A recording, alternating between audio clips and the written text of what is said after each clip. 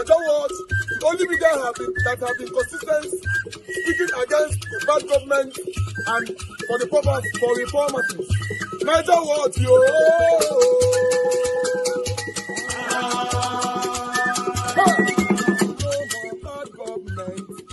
No more bad government. Niger Watch. No more bad government. Niger Watch. No more bad government. The only media that have been speaking. No more bad government. The voice of the voiceless. No more bad government. No more bad government.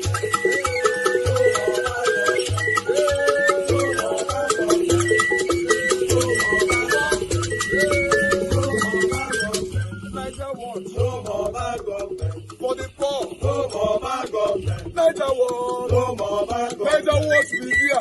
No more bad government. No more bad government. No more bad government. In Nigeria. No more bad government. No more bad government. No more bad government. The only media.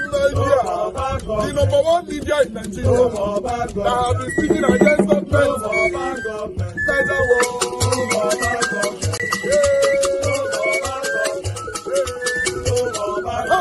Niger Watch, yo! The voice of the voiceless!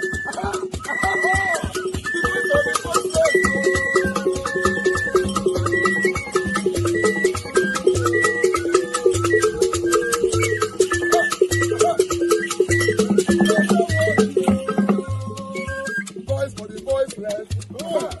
Voice for the voiceless! Niger Watch media! Voice for the voiceless! Niger Watch media! Voice for the voiceless! The only media that have been speaking against bad government, being consistency since 1944. Voice for the voiceless! Voice for the voiceless! Umuwame! Voice for the voiceless! Umuwame! Voice for the voiceless! Voice for the voiceless! Voice for the voiceless! Voice for the voiceless! Voice for the voiceless! Voice for the voiceless! Niger Watch, yo! We have been seeing all you guys have been doing, and we recommending to everyone in Nigeria, saying that you guys are the number one. Niger Watch, yo!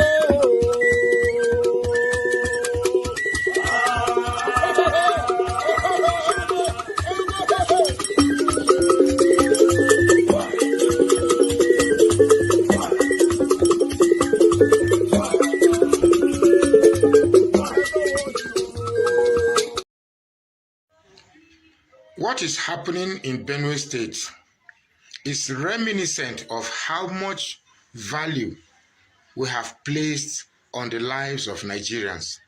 You know, ever since this mayhem has been happening, one question keeps popping up in my mind.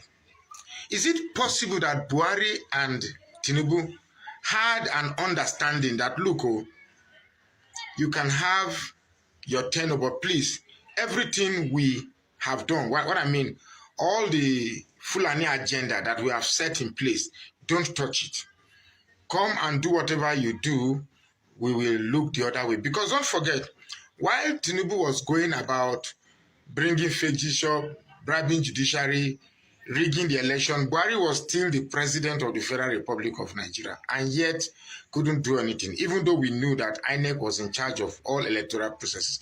But the criminality behind it was for the federal government to stop. He didn't do anything. Now Tinubu is in power. People, Nigerian lives are going. Sorry if my English is not straight, because this is Facebook. I'm trying to choose my words here. Now, some of us have not felt the ordeal these people are going through. Someday, very close to my area here, a group of people in Plateau State were driven away or ran away from their village from this carnage. And I was going to interview them, but before I got them, they said they've gone back to the village again. Now, the implication of this is that most of the farm produce we are, eating, most of the farm produce we are consuming comes from these, these little farmlands that these villagers, these communities farm. Now, people can't go to farm. People can't have normal living in their own ancestral home. So I strongly believe that if a group of terrorists go into a community in America and unalive 5 people today, then tomorrow they go and unalive 2 people. Another day they go and unalive 3 people. It will be headline news in CNN, and I'm sure government, the president of the country will make a statement. But here we have Nigeria. There is no comment, not a statement from Tinubu. All he's just interested is strategy on how to bring himself back to power in 2027. What is happening in Benue is more than enough to declare a state of emergency in that state. More than enough. What is happening in Benue State is more than enough to declare a state of emergency in that state, in Benue State, and in Plateau State. So why is he not declaring a state of emergency? Because for me, I'm beginning to suspect, it's my opinion, I'm alleging that there is an understanding between Tinubu and Buhari, so that if we allow you to do all the shenanigans that will bring you to power, please don't touch whatever we have put in place for our Fulani or Islamization agenda.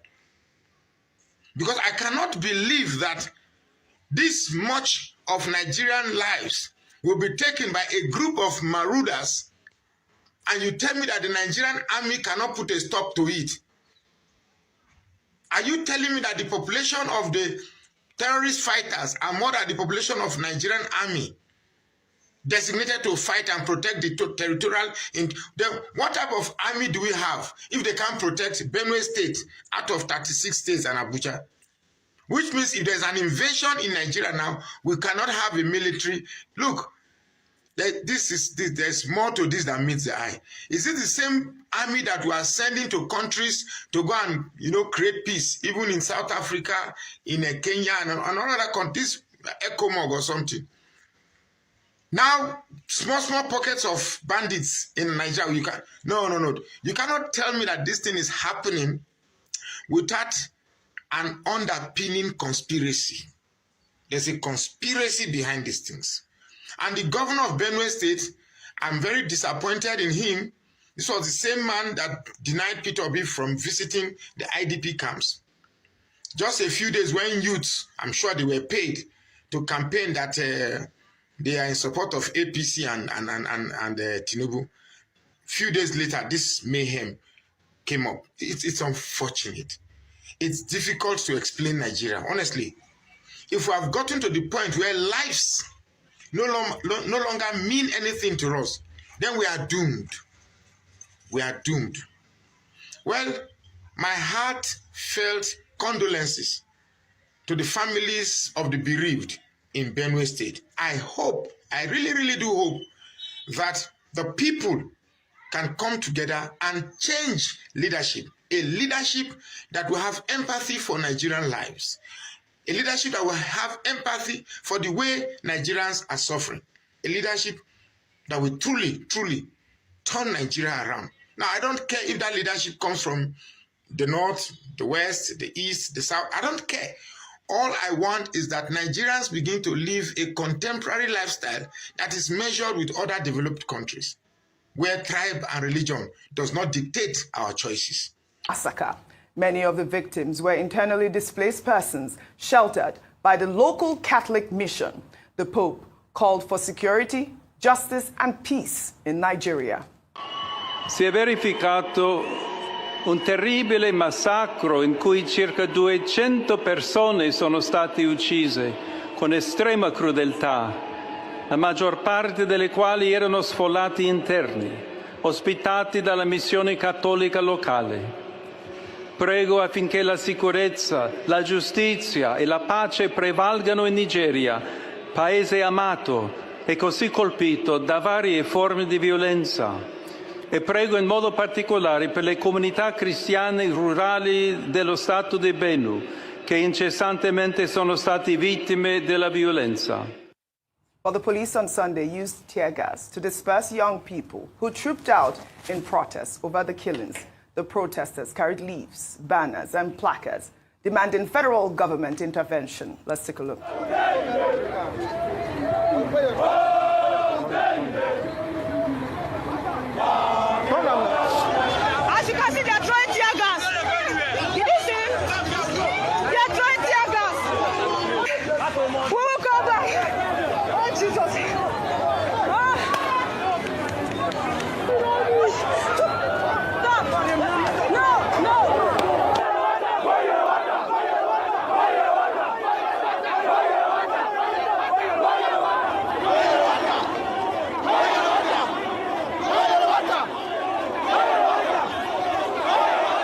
Police fire tear gas at these defenseless Nigerians protesting their rights. I mean, they had leaves, they had banners, they had no guns, no weapons. But I believe the Commissioner of Police said that the Inspector General of Police has taken over security operations in the state and has deployed special forces to address the situation, assuring residents that the authorities are in control and making arrests.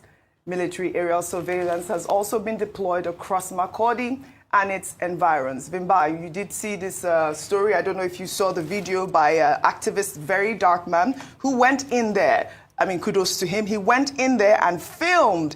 It's horrific. We can't show it here. But children, our children, burned to the ground. I mean, women, defenseless women burned.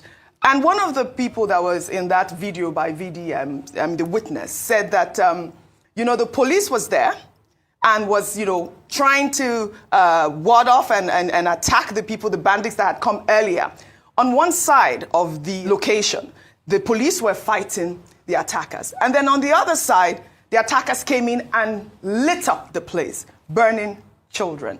I'll take Atiku Abubakar's tweet. He wrote, "These killings, once again, targeting defenseless communities, underscores the escalating insecurity crisis facing our nation.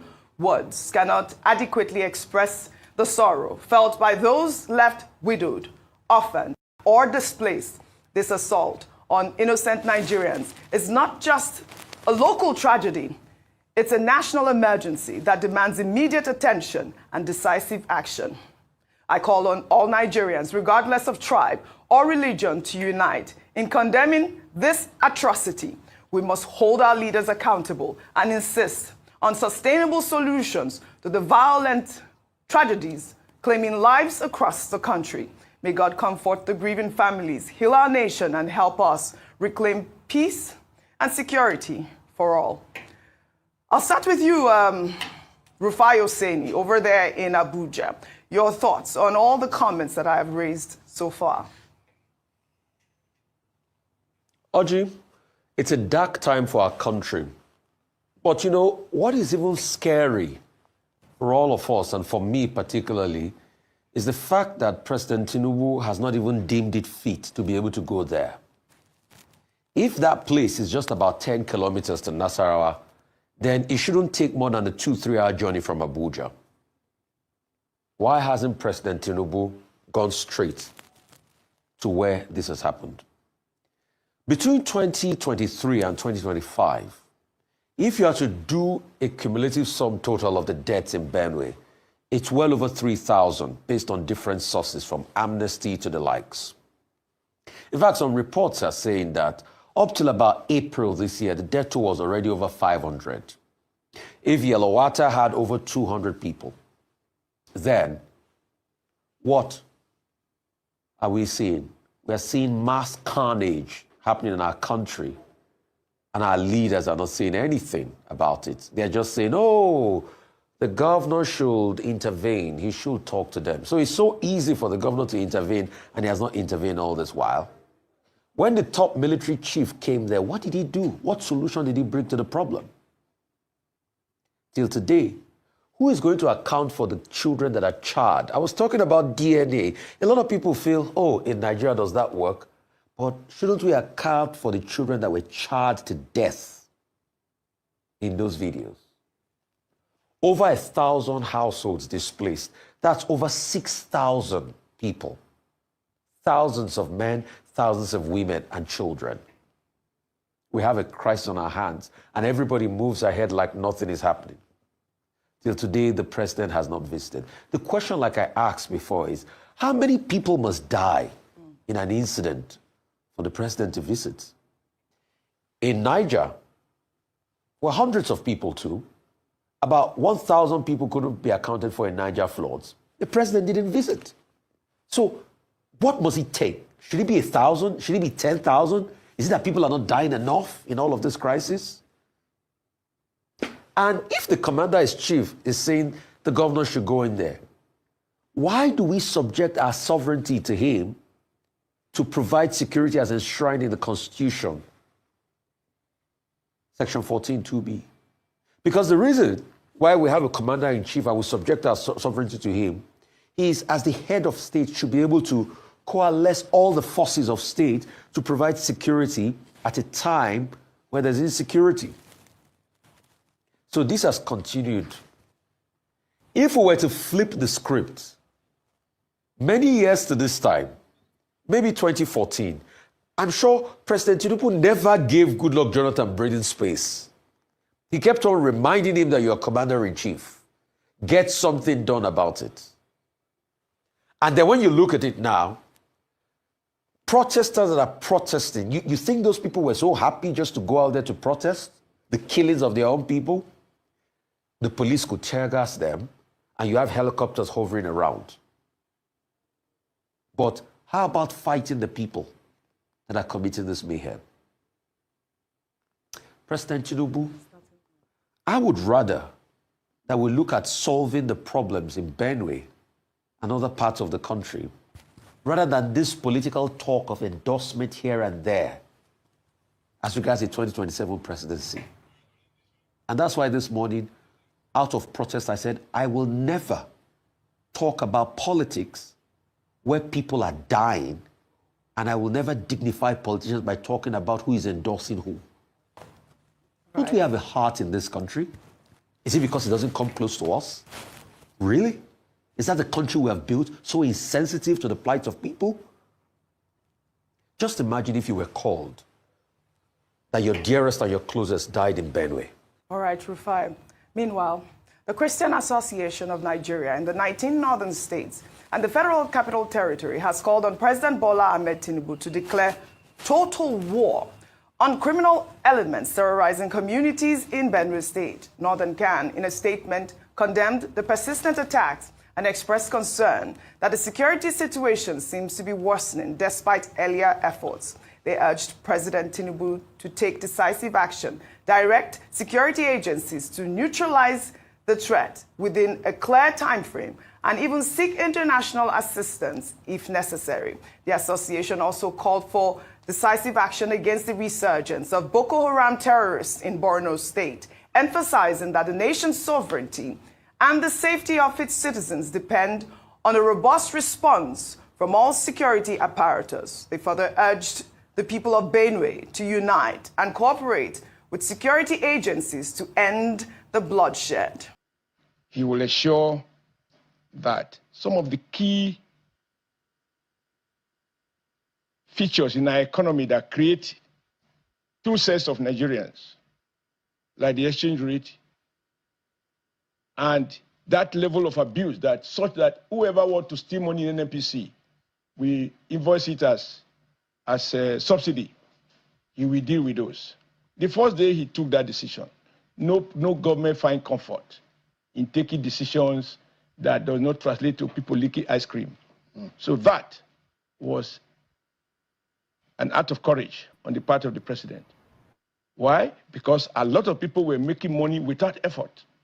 And they just invoice it away as when you have to spend 6-7 trillion naira a year for subsidy, which does not include subsidizing kerosene, it does not include subsidizing diesel, just for one item, PMS. Number two, the children of the poor. We have a society in which there are young, intelligent guys who have admission to university, but their parents cannot afford. Now, this president, other 2 years, established and has started implementing student loan for children of the poor, and even children of not so poor. For me, that's a gain. Because he's aware that there are people who ordinarily will not be able to go to university or polytechnic or even any higher institution as a result of the economic circumstances of their parents. I can go on and on. The president comes to the board and says, look, we can't continue to run local government as if they are an appendix. There must be autonomy. But he recognized that he doesn't have the power to decree. And he encouraged the Attorney General to go to court and get the Supreme Court to properly interpret the Constitution to ensure that local government autonomy becomes a reality, so that the money that is appropriated to each of the 774 local governments gets to that level of government. And if those resources are spent in those localities every part of Nigeria will begin to experience some improvement in their quality of life. So today, even if you are the son of President Bola Ahmed Tinubu, you can't go to CBN and ask for special rate. Then you go across to Aboki and sell what you have just collected in CBN and sell it at 100% more and make millions of naira or millions of dollars without profit. Why is it now, that, wait, Senator, that is important. That is important. It is. Because but once some people have a lot of money in their hand. All right, guys. Good morning, good afternoon, good evening to every one of you. I have to stop Oshomole from there. And I know say this man, no single truth for a mouth. A man that is coming out now to tell you and I that we cannot blame Tinubu for the economic hardship. When Buhari left, I remember dollar was about how much? 600, about 5 to 600 naira per dollar. Today, dollar is about 16 to 17. We cannot blame Tinubu for economic hardship. Before Buhari left, even though Buhari was satanic, you know, petrol was between one something to 200 naira maximum. Today, petrol is about 1,000 naira and plus. We cannot blame Tinubu for economic hardship. Before Buhari left, bag of rice was about 30-something thousand, I'll be 20-something thousand naira. Today, bag of rice is about 100,000 naira. We cannot blame Tinubu. So these kind of people can never be trusted. That's what I want you guys to understand. You can't trust them. You can't take their words. You can't digest their words. Just listen to them for record purposes. That's all. I appreciate you all, my people. Mother for Mommy Diaspora, good evening to you, Mommy. Thank you very much for all that you do. I appreciate you for always being there for us. Not just me, your son, but everyone here on this platform. Abu Azi, thank you very much, my brother. I appreciate you for all that you do. Thank you for always being there. God bless you. Appreciate every one of you right there. I've showcased most everybody already, but I'd like to quickly re-echo the people that have already super chatted me today. Madam Peggy Modi, thank you very much, man. I'm very, very grateful for all that you do here every blessed day.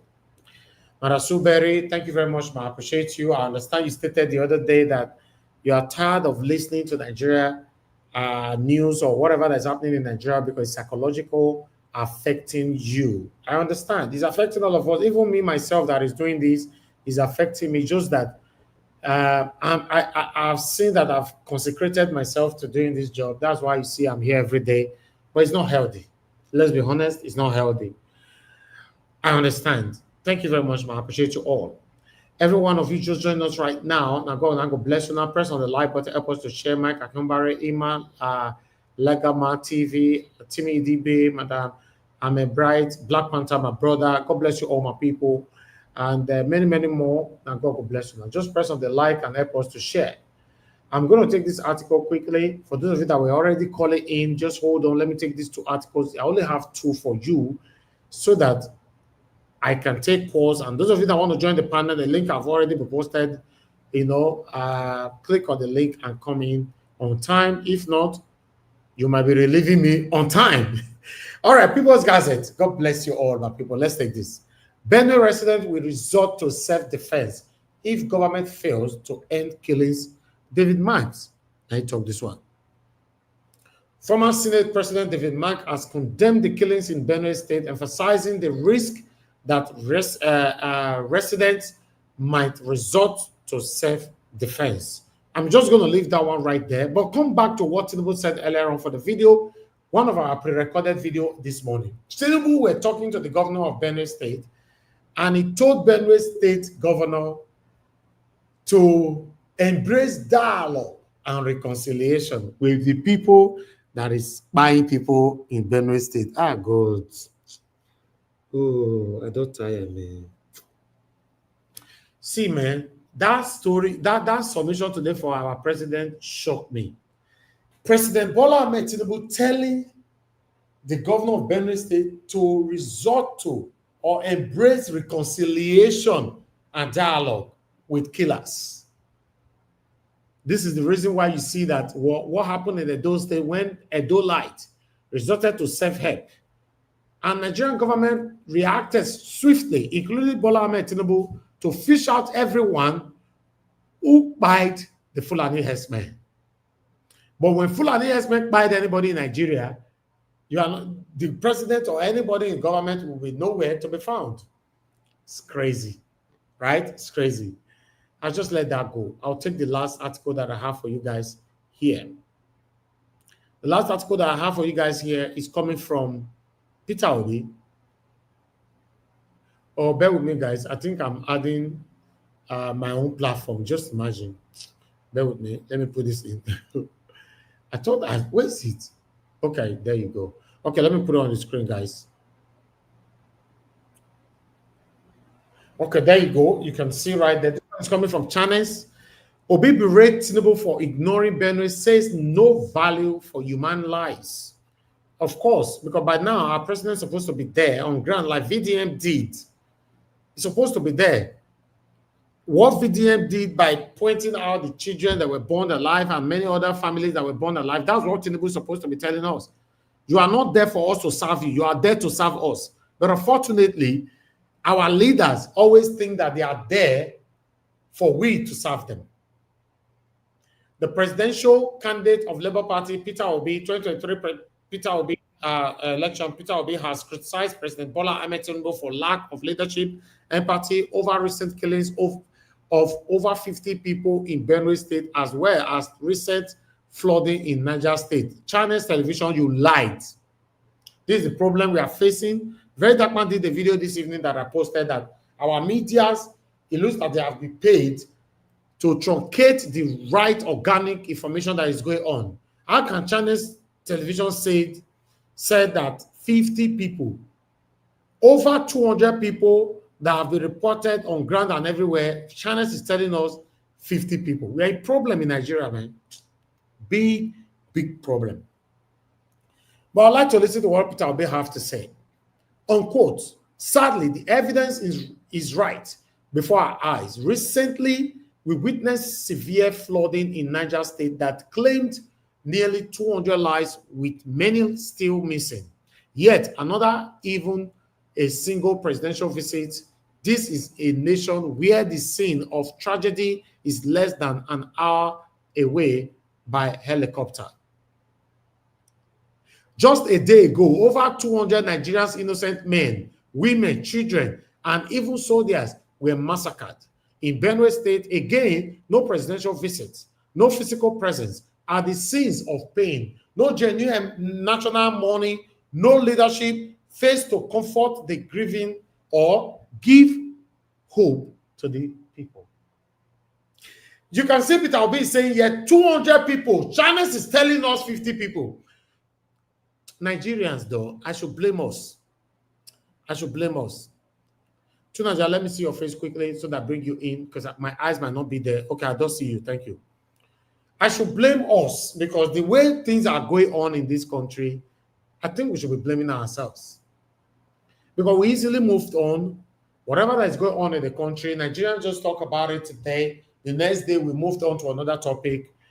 In most cases, we move on with inconsequentials. Yes, go and verify. Do your own research. Nigerians move on to the most important things that is affecting us and discuss inconsequentials on social media. It's crazy. It's really, really, really crazy. By now, Tinubu is supposed to have been in Benue State. Nobody in satanic Tinubu's cabinet that have been in Benue State to felicitate with the people that have lost their lives. Nobody. Because of the pressure, especially from the Pope. That's why you see Tinubu place a call to the Benue State governor, telling the Benue State governor to embrace dialogue and reconciliation. In case some of you don't know what dialogue means or reconciliation, go and make peace with the people that is killing you. Hey, my people, it is crazy. It might look funny in our summation on our monologue here every day. But listen, this is the realism of the things that is affecting you and I. Because it's not affecting you directly now, you might think, it don't concern me, it don't concern me. Don't forget that these people that were massacred, they were asleep. Now inside bed the day. When Fulani men came in, break into their doors, buy all of them, including children, and set their houses ablaze. Some of you that is always saying, you don't concern me, you don't reach our side, God forbid, oh, I rebuke, oh, I cast, oh, you will continue to, God forbid. Remember, some of the people losing their lives today through insecurity that is affecting you and I, they pray every day as well. When you fail to embrace the most important things that's affecting you in Nigeria, somehow, someday, somewhat, somehow, this same thing that you have deliberately ignored will come to haunt you someday. That's why they build. I don't know. Yes, we are in big trouble in Nigeria.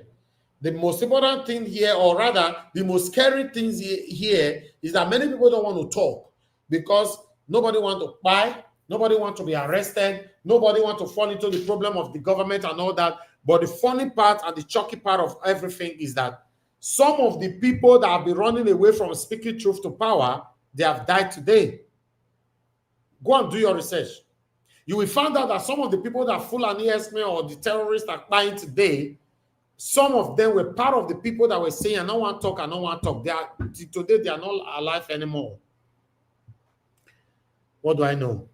That's all I have to say today. Good morning, good afternoon, good evening to every one of you. I get headache. Nigeria matter, they give me headache. That's just the truth.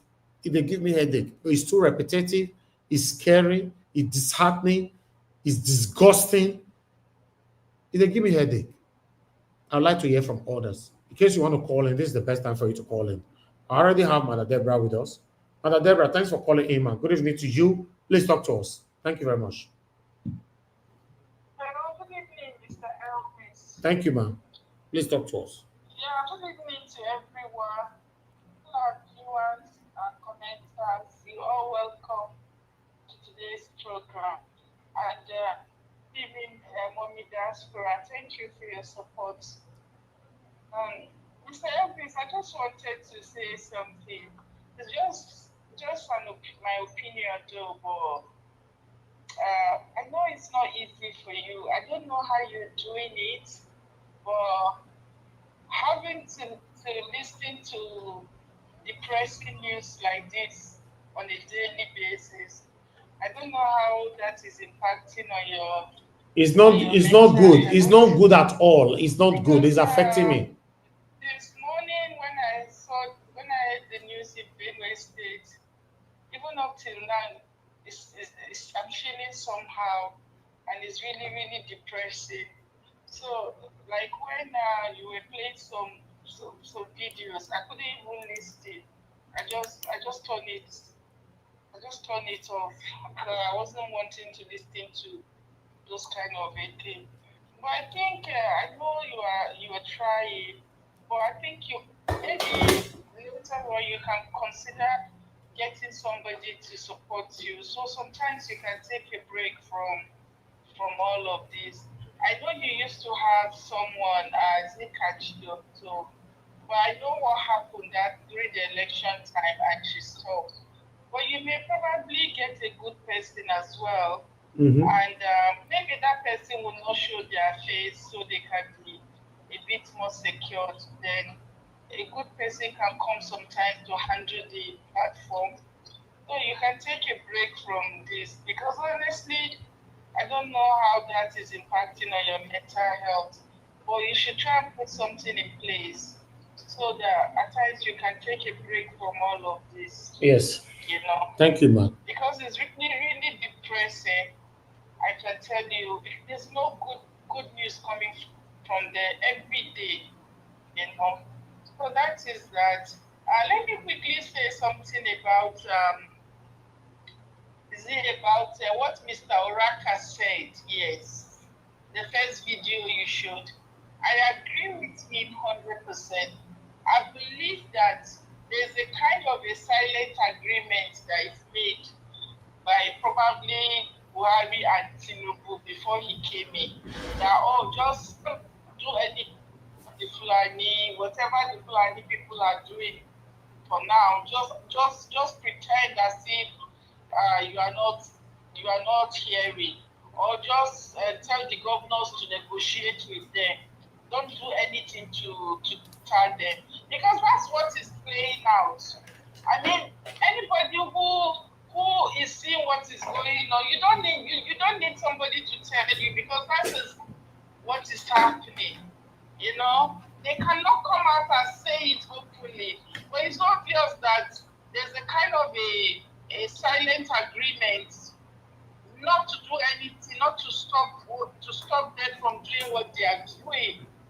Let's take our minds back to what happened in Urobi.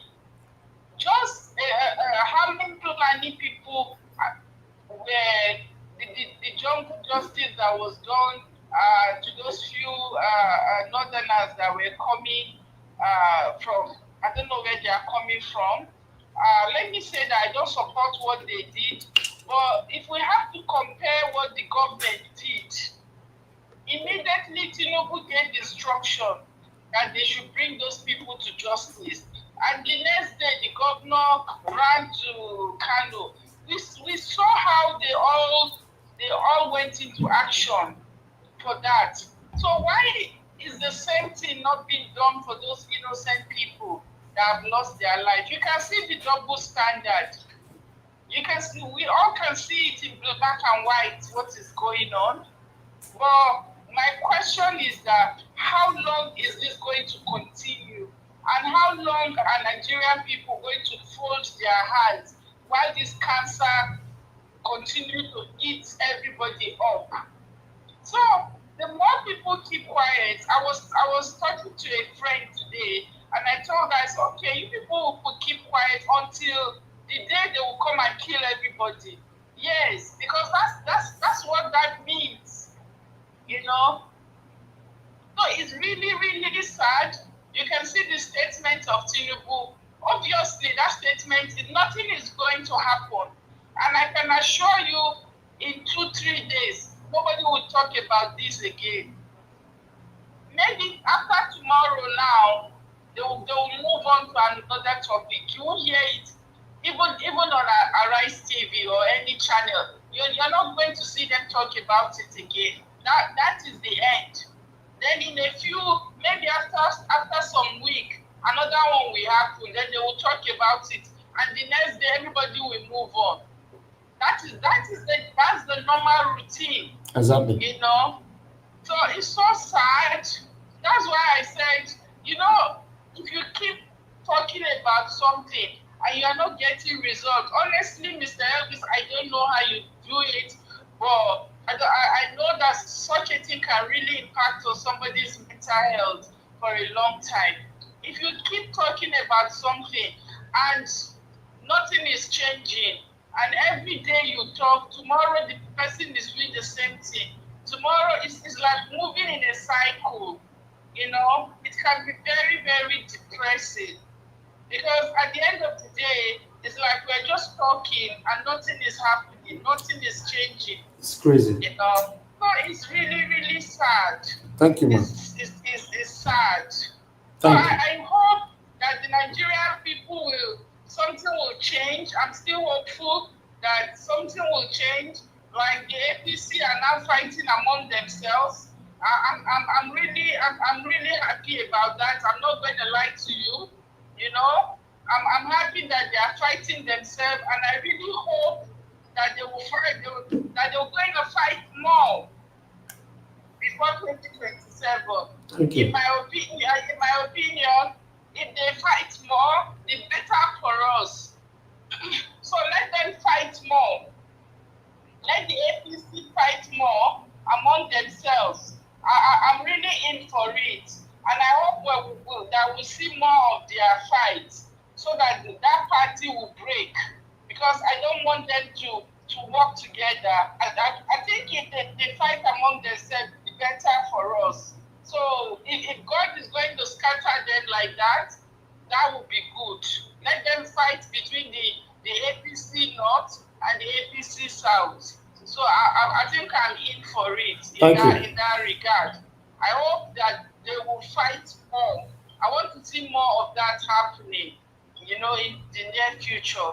So that's my own submission. I don't want to talk about Sowore and Oshomole. I didn't even listen to their speech, because it's a waste of time listening to those people. They are not saying anything important. Thank you so much, Mr. Elvis. Thank you, Madam I Deborah. just hope that you consider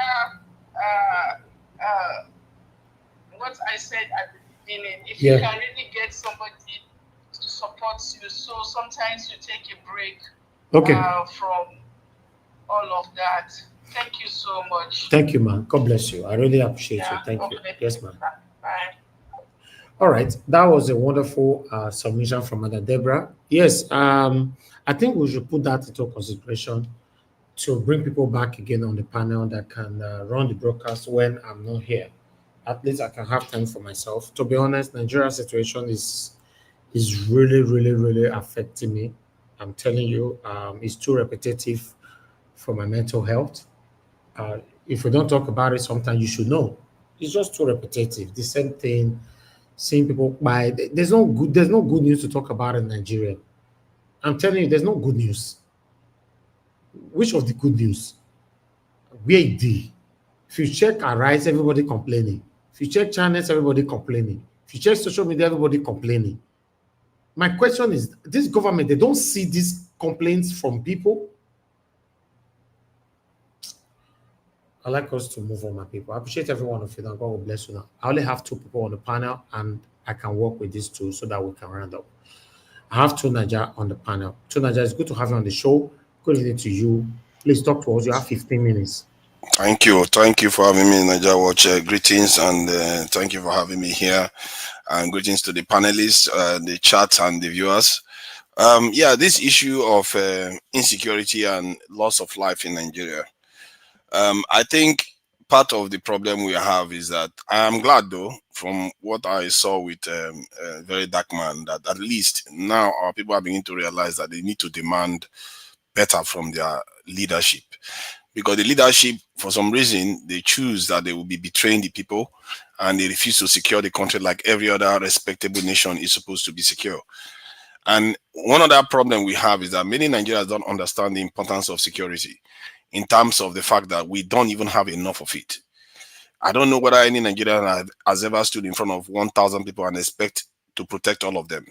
You can't do that. That is what one Nigerian soldier is supposed to be able to do. And this is why you see bandits, they will be operating for hours. Nobody's going to be there to rescue our innocent citizens because they don't have people there.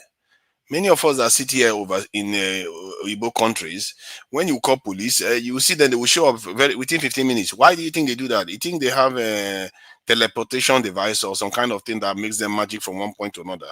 Because they are not far from you. They are close by.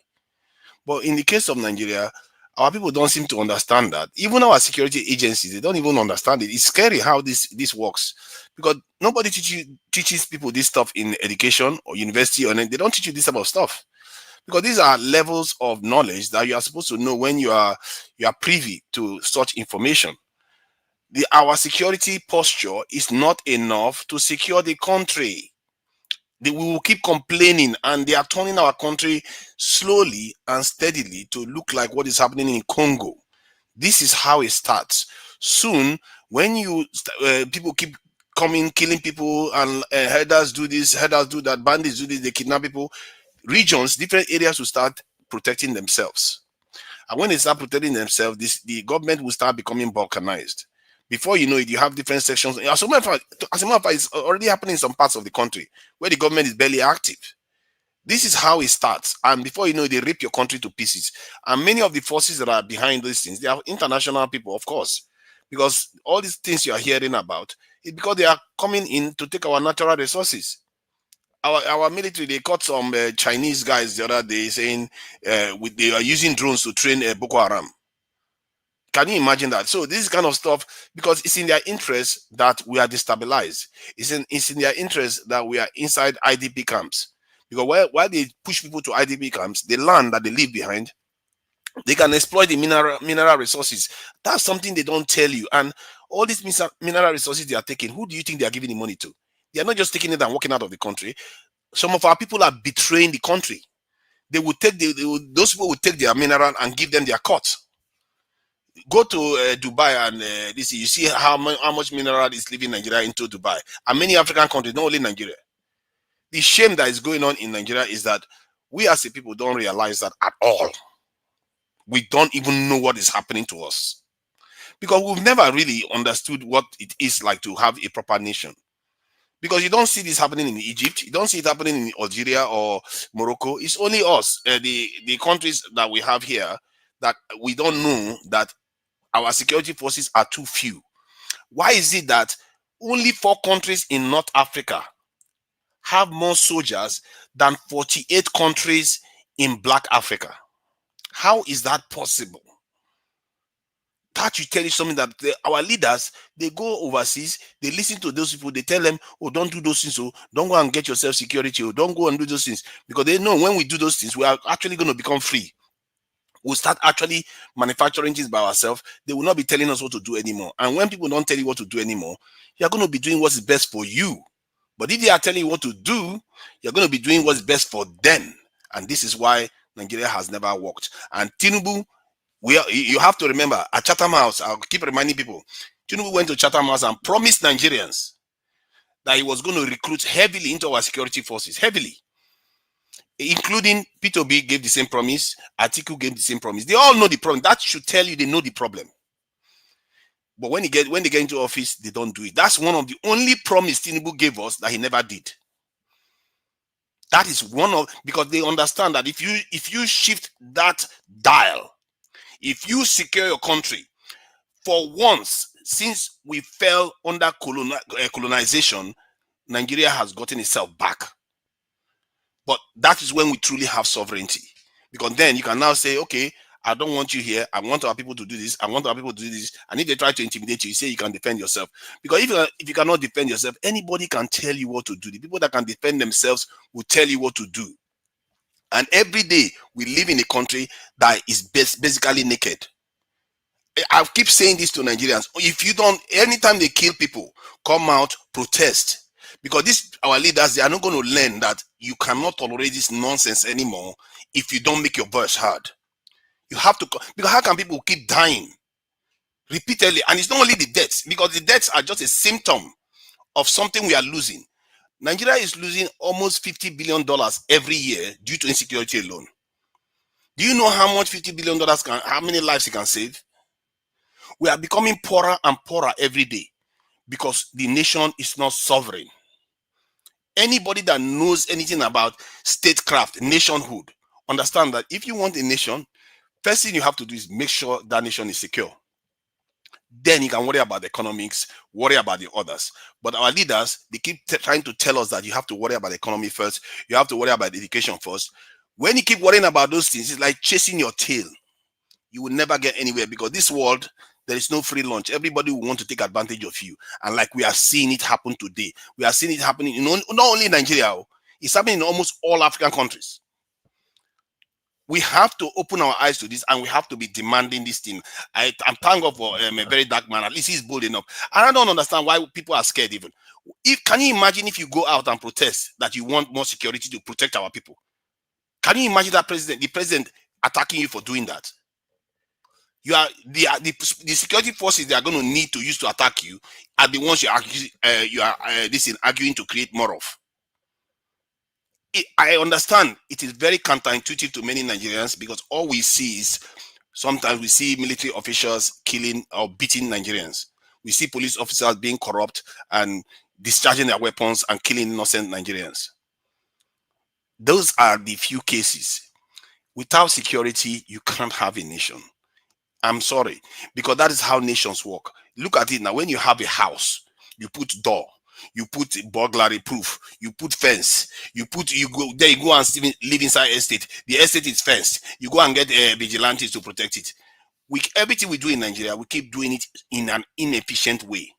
That's how we get boreholes. We get our own generator. Everything we do it in an inefficient way, and that is why nothing works for us. We don't tap into the benefits of doing things together. This is what they call collective intelligence. We have very low collective intelligence. Even if individual Nigerians are smart, you can have geniuses all over the country, but if you don't know how to work together, it's worse than even dumb people that know how to work together. There's something about this world that rewards people that behave like smart people when they work together. But when you work individually, like the way we are doing right now in Nigeria, we're not going to get anywhere. And I just think that people need to start standing up for their security, because this is your life. This is literally our life we are fighting for here. When I say these things, it sounds abstract. This is literally our lives and the lives of our children that we are fighting for. If these people don't refuse to secure us, then put pressure on them so that they have to leave office and the right person is elected into office to actually do the bidding of the people. Tinubu will do what needs to be done. If people go onto the street now and say, the only thing we are going to argue for today is security, go and recruit people. Do you know that Nigeria now, we can only recruit 6,000 soldiers at a time when we need over 500,000? How is it that a small country like Israel that has about 7 million Jews can call up almost 500,000 soldiers? Nigeria cannot do that. How is it that Egypt, that doesn't even have oil, that has half of our population, can call up 1 million soldiers, but Nigeria cannot? What is our excuse? I'm telling you, Nigerians, so that you know that your leaders are lying to you when they pretend as if you have enough people to protect the country. They are lying.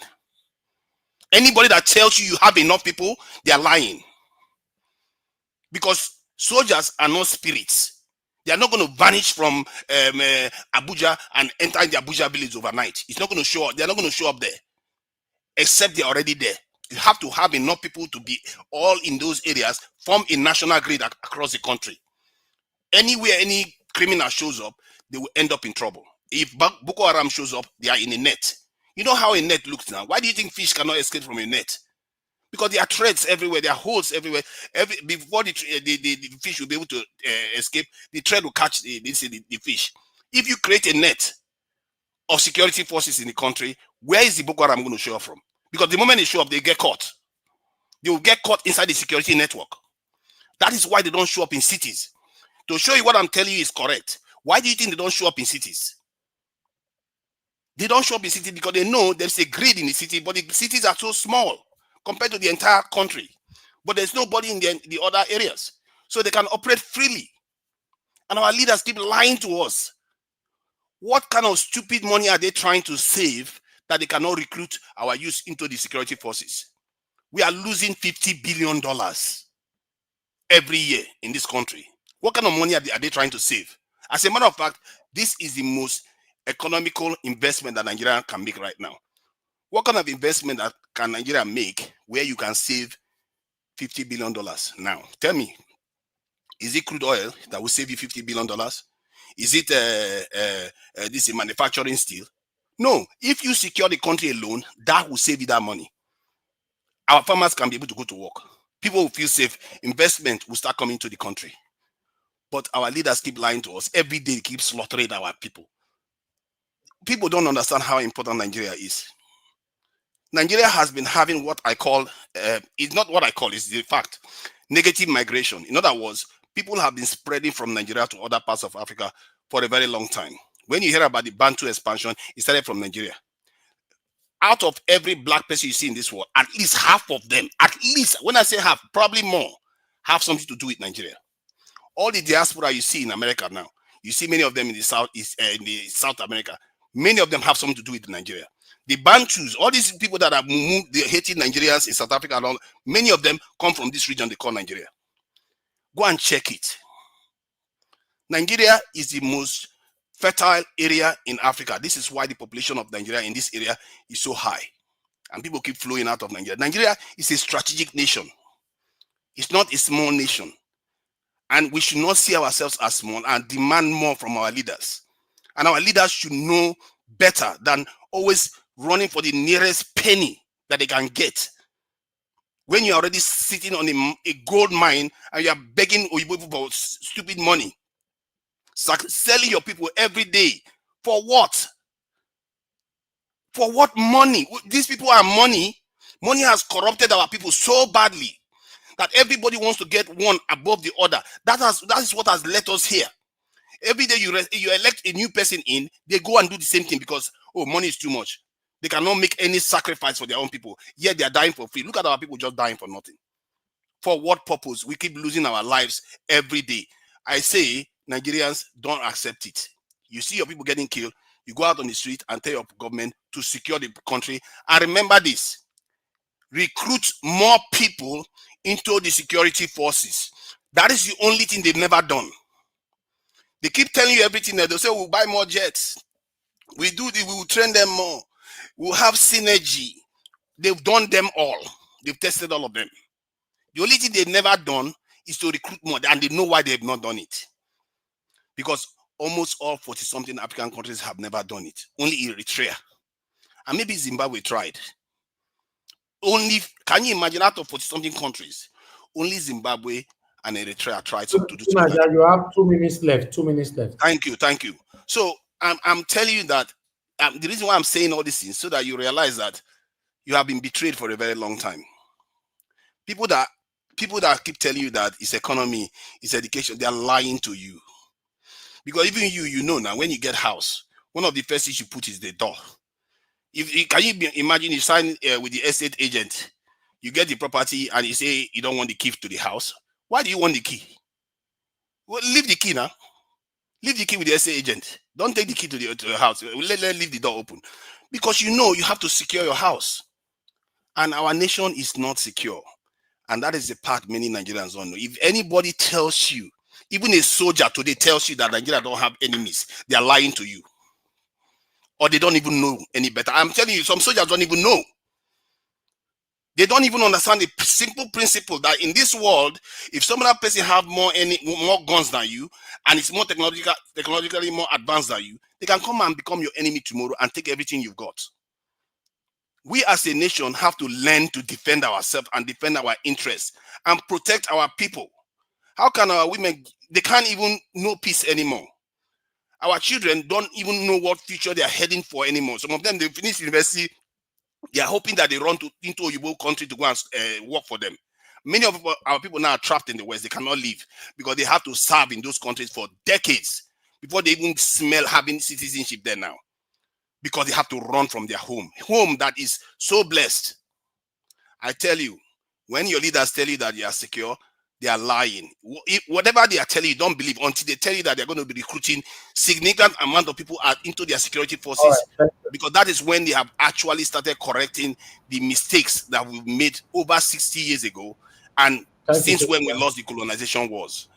Make them recruit into the security forces, to the military, the police, the secret services. They have to secure the nation. Thank you. Thank you very much, Tunaja. I appreciate you. That was a wonderful submission right there. Thank you so much. But I would like to quickly, I have a new person joining us now for the first time. I don't know how to pronounce your name. Zon, please come in. Unmute yourself. Where are you joining us from, please? Unmute yourself. Yes. Hello, Niger Watch. I'm calling from Canada. I reside in the Toronto area, and of course, I've been a listener. I'm familiar with the likes of Tunanja, and I wanted to call in to chat. I've been listening for quite some time, but I haven't had time to call in. So please correct me. How do I pronounce your name? Izon. Izon. Okay. Where are you from in Nigeria? I'm from I'm Delta Ijo. I'm from Delta State. Oh, Delta Ijo. Okay, I'll prioritize you because it's your first time. I would like you to talk to us. You understand the state of the nation already and what we're presenting today, right? Very much so, yes.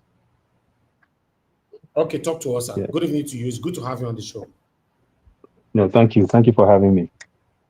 So yeah, I was calling because of course I saw your piece earlier today, the short piece you had with VDM going to those communities in Benue State. Yeah. And of course, when you watch these sort of things, first of all, shout out to VDM and the work he does. I was watching Arise with What's Trending, and they were talking about, VDM did a great job and he went there and this, and I'm listening to them thinking, what are you talking about? VDM is doing your job. You are the media. You are supposed to do the investigative journalist work to go to these places, talk to the victims, analyze the communities, show the impact of these things. That's what VDM was doing. He was showing all the people that were quiet. He was showing the massacre. He was showing everything. These are the things our media is supposed to do. But instead, what they do is they now bring people on, they interview them, thoughts and prayers go out to the victims. Then the government will send someone else in to give their counter argument to try to change the narrative. Oh, it wasn't 200 people. Like you said, it was 50. Or, oh, this is not a genocide or massacre. This is farmer header crisis. Or, oh, there were some militia Benue people that attacked some Fulanis and this was a reprisal attack. You hear these things and they're changing the narrative to diminish the impact of what has just happened. That way, they don't have to take action. You understand? And that in itself is the most disturbing thing. When you look at ourselves, when I say ourselves, I'm talking about Nigerians. It has gotten to a point where we cannot just admit what is evil. That is what is disturbing.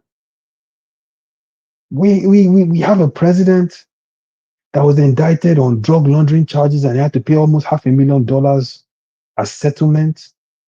People argued for that. People insulted people that argued against that. He's pretty much a Manchurian candidate. No one knows his background. No one knows which primary school he went to. People argued and fought you for that. Simple decency we cannot agree on. If you listen to what was happening in Benue today, I was listening to one of their House of Reps members today. He was saying that this thing started in 2016. If that is accurate, right? So it started after the Goodluck Jonathan administration, which ended in 2015. So in 2016, when Buhari came, this thing started.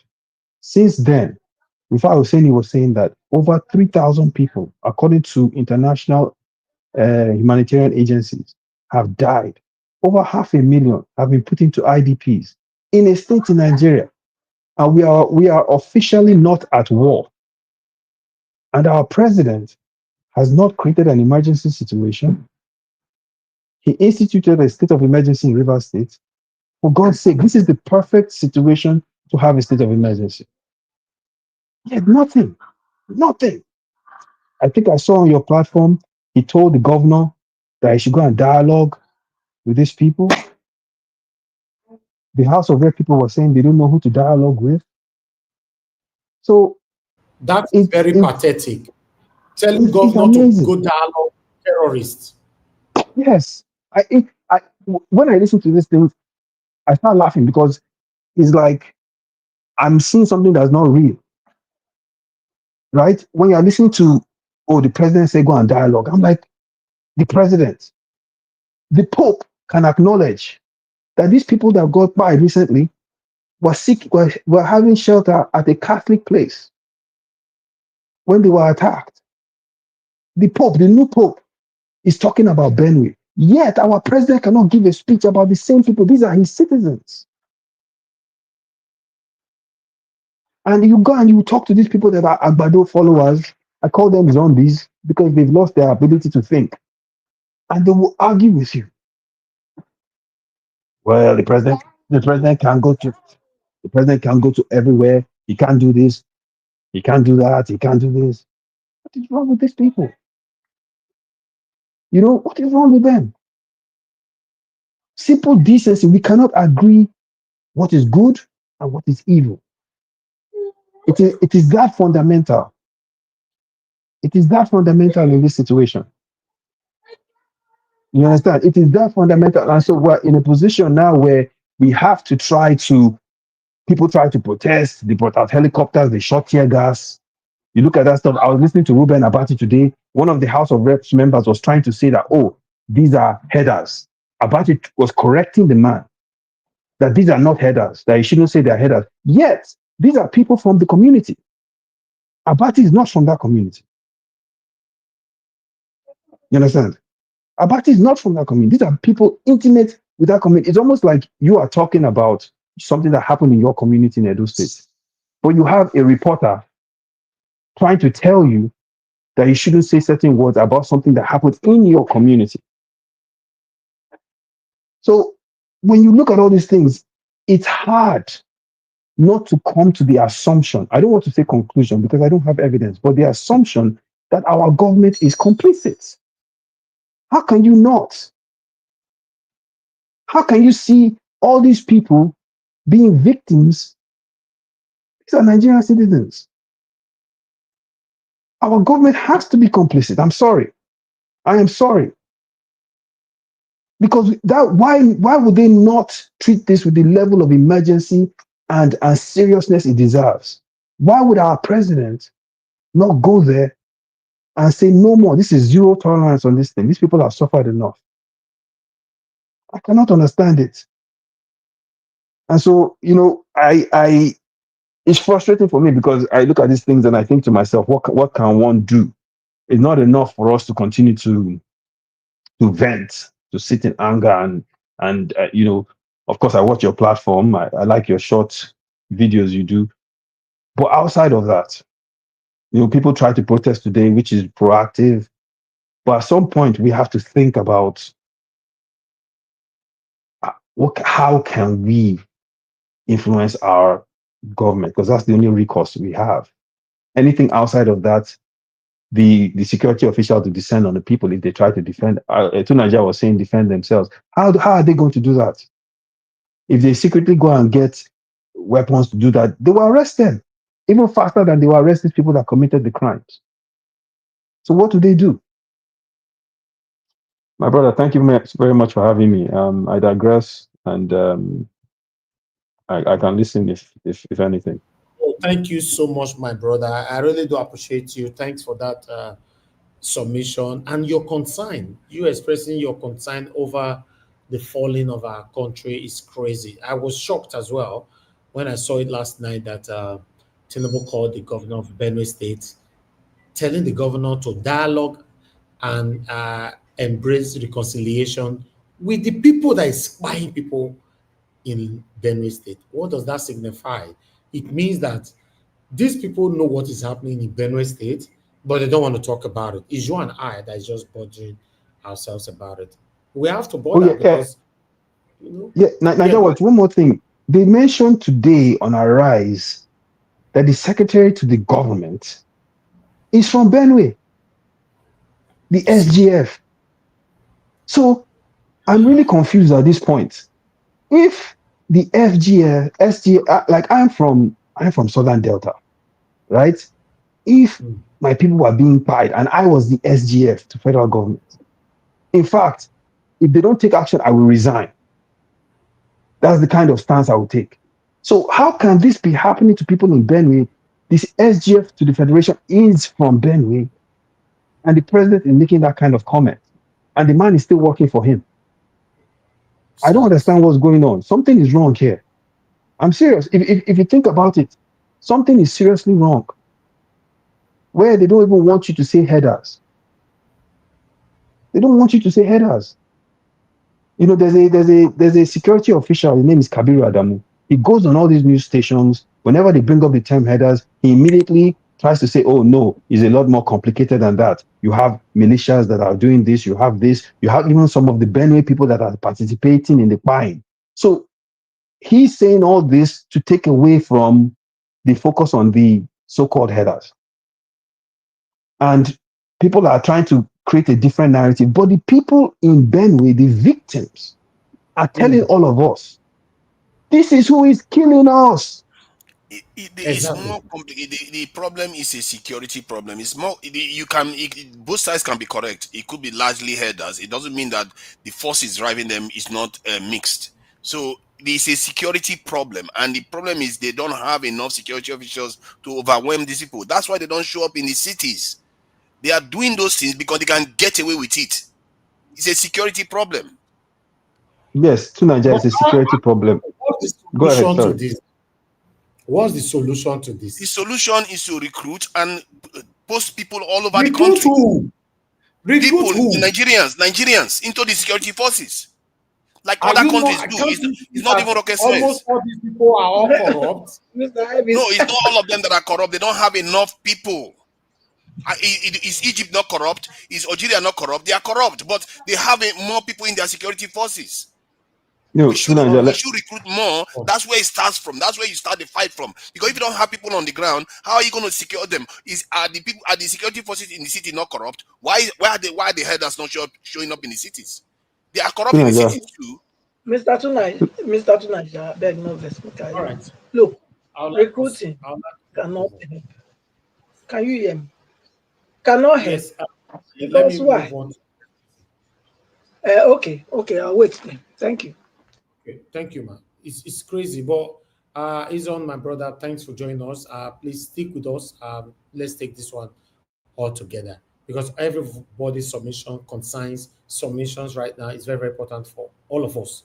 You know, because the whole situation, we cannot just close our eyes to allow this to happen to you before you speak out. Well, I'd like us to hear from Mr. Jonathan. Mr. Jonathan, it's good to have you on the show, sir. Good evening to you. You have the floor. Please talk to us, sir. Yes, Mr. Elvis, I greet you once again. Good evening. Happy Monday to you then. And I greet all my fellow panelists as well. God bless you all greatly. Mommy Diaspora, welcome once again. God bless you greatly. All the commenters, all the callers.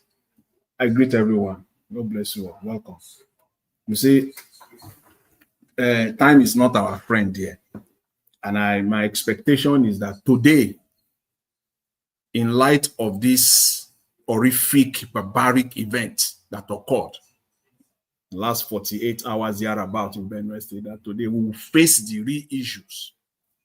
My expectation is not that I will come to this platform today and I have to deal with the issue or the misguided position that recruitment is the solution. I didn't expect that at all. Yesterday on this platform, I confronted this issue squarely, spent all the time allocated to me squarely. And I believe that there is nothing I will say today that I have not said yesterday. But we must not be weary. And we must be undeterred. We must be focused. Doesn't matter if we have to say it till kingdom come, we'll continue to say it. But the fact is that recruitment, this is misguided. Completely misguided. It is, I don't know where to start from. I'm going to waste my time allotted to me here today to debunk this notion. And I don't fancy that, but I must do that. In as much that I don't fancy it, but I must do it. See, Nigeria is confronted with this insecurity problem and we must face it squarely. Nobody is going to come out and tell me that today, if the number of security personnel were double or tripled, once that is done, Mr. Tinubu will just begin to be rational. Mr. Tinubu will just be taking decisive action just because the number has increased or doubled. Nobody is going to come here and tell us that, okay, once that is done, the inefficiency will just dissipate and disappear. The inefficiency within our security apparatus will just dissipate and disappear. The problem is inefficiency. The problem is irresponsibility, regional ambition, complicit on the part of the system. These are the major problems that we must confront. Nobody is going to come here and tell us that, okay, once you just double it, and then once you double it, Mr. Tinubu, if event like this happen, we will see Mr. Tinubu on the spot. The actions that the leader takes goes a long way. It goes a long way. Nobody is going to come here and tell us that the moment that is done, you just double it or triple it or quadruple it. The training they are giving security personnel will just improve. Equipment will just flood the whole place. You that cannot equip this number of personnel, now you want to triple and double it.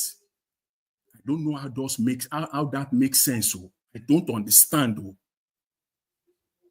You that cannot equip and train 300,000 personnel, then all of a sudden, you will now be able to train 1.5 million and equip 1.5 million. Just throw money at it. Recruitment simply means money. That's the implication. Don't let anybody bamboozle you. This is just a way to misalign, take attentions away from real issues. And I don't know who these people are working for. I don't understand anybody that comes to this platform like this and be parading notions like this. I don't understand who they are working for. Even if I do, I will not mention names here. Not at this time. This is not the appropriate time. What the heck? This is not the solution. And you cannot say that is the sole and only solution. Just double it, quadruple it. Inefficiency will disappear. Training of personnel will just improve. It will just go through the roof. Nigerian security apparatus will just be top notch. It will be able to deal with insecurity in Nigeria. They can sell that to the Marines. They can't sell it to people that have their brains intact. That is not that is not the issue. That is not the primary issue. The people that see in Benue State, those people that buy, not this one, 3 weeks or about a month ago, we heard that they sent the chief of army staff there. I think the man has been eating pepper soup for the last 3 weeks or 4 weeks. Nigeria is being confronted. Okay, one state at a time. One step at a time. Deal with Benue State. Deal with Benue State. Let's talk about fact. Don't let us run away from the real fact. That is the problem. Nigeria is not a normal country. Absolutely not normal. And since nations are made up of people, it is only rational to conclude that the people in Nigeria and the people that are enabling and abetting them are also not normal. Because nations are not, a nation is not made up of animals. Nations are made up of people. And if that country is not normal, it is the people that are not normal. It's not a statement that is out of line. The people that buy in this same Benue State, few weeks ago, this same government did nothing. It is like you writing an exam and they already gave you the question. They gave you the question prior to the exam. You know this is happening here. Even if you have to divert security personnel to that place to deal with the problem, one at a time.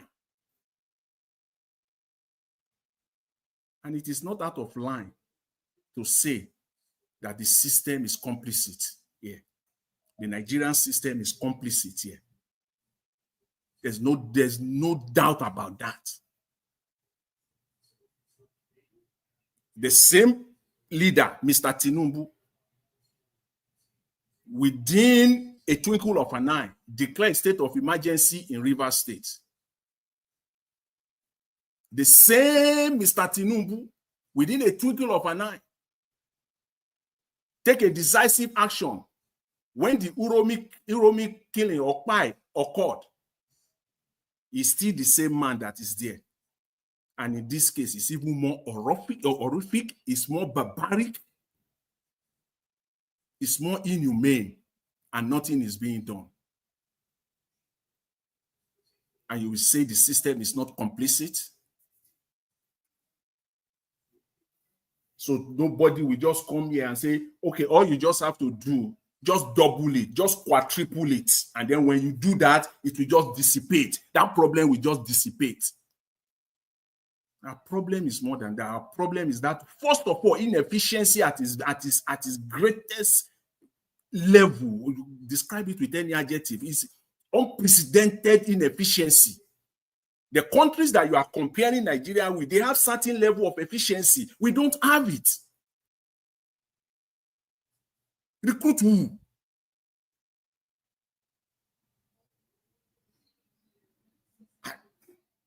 Let's just face the real issue. Let's face what is this real issue, and because this is part of it. When things like this happen, you will see people coming out from nowhere. They will just pop up and be talking about recruitment.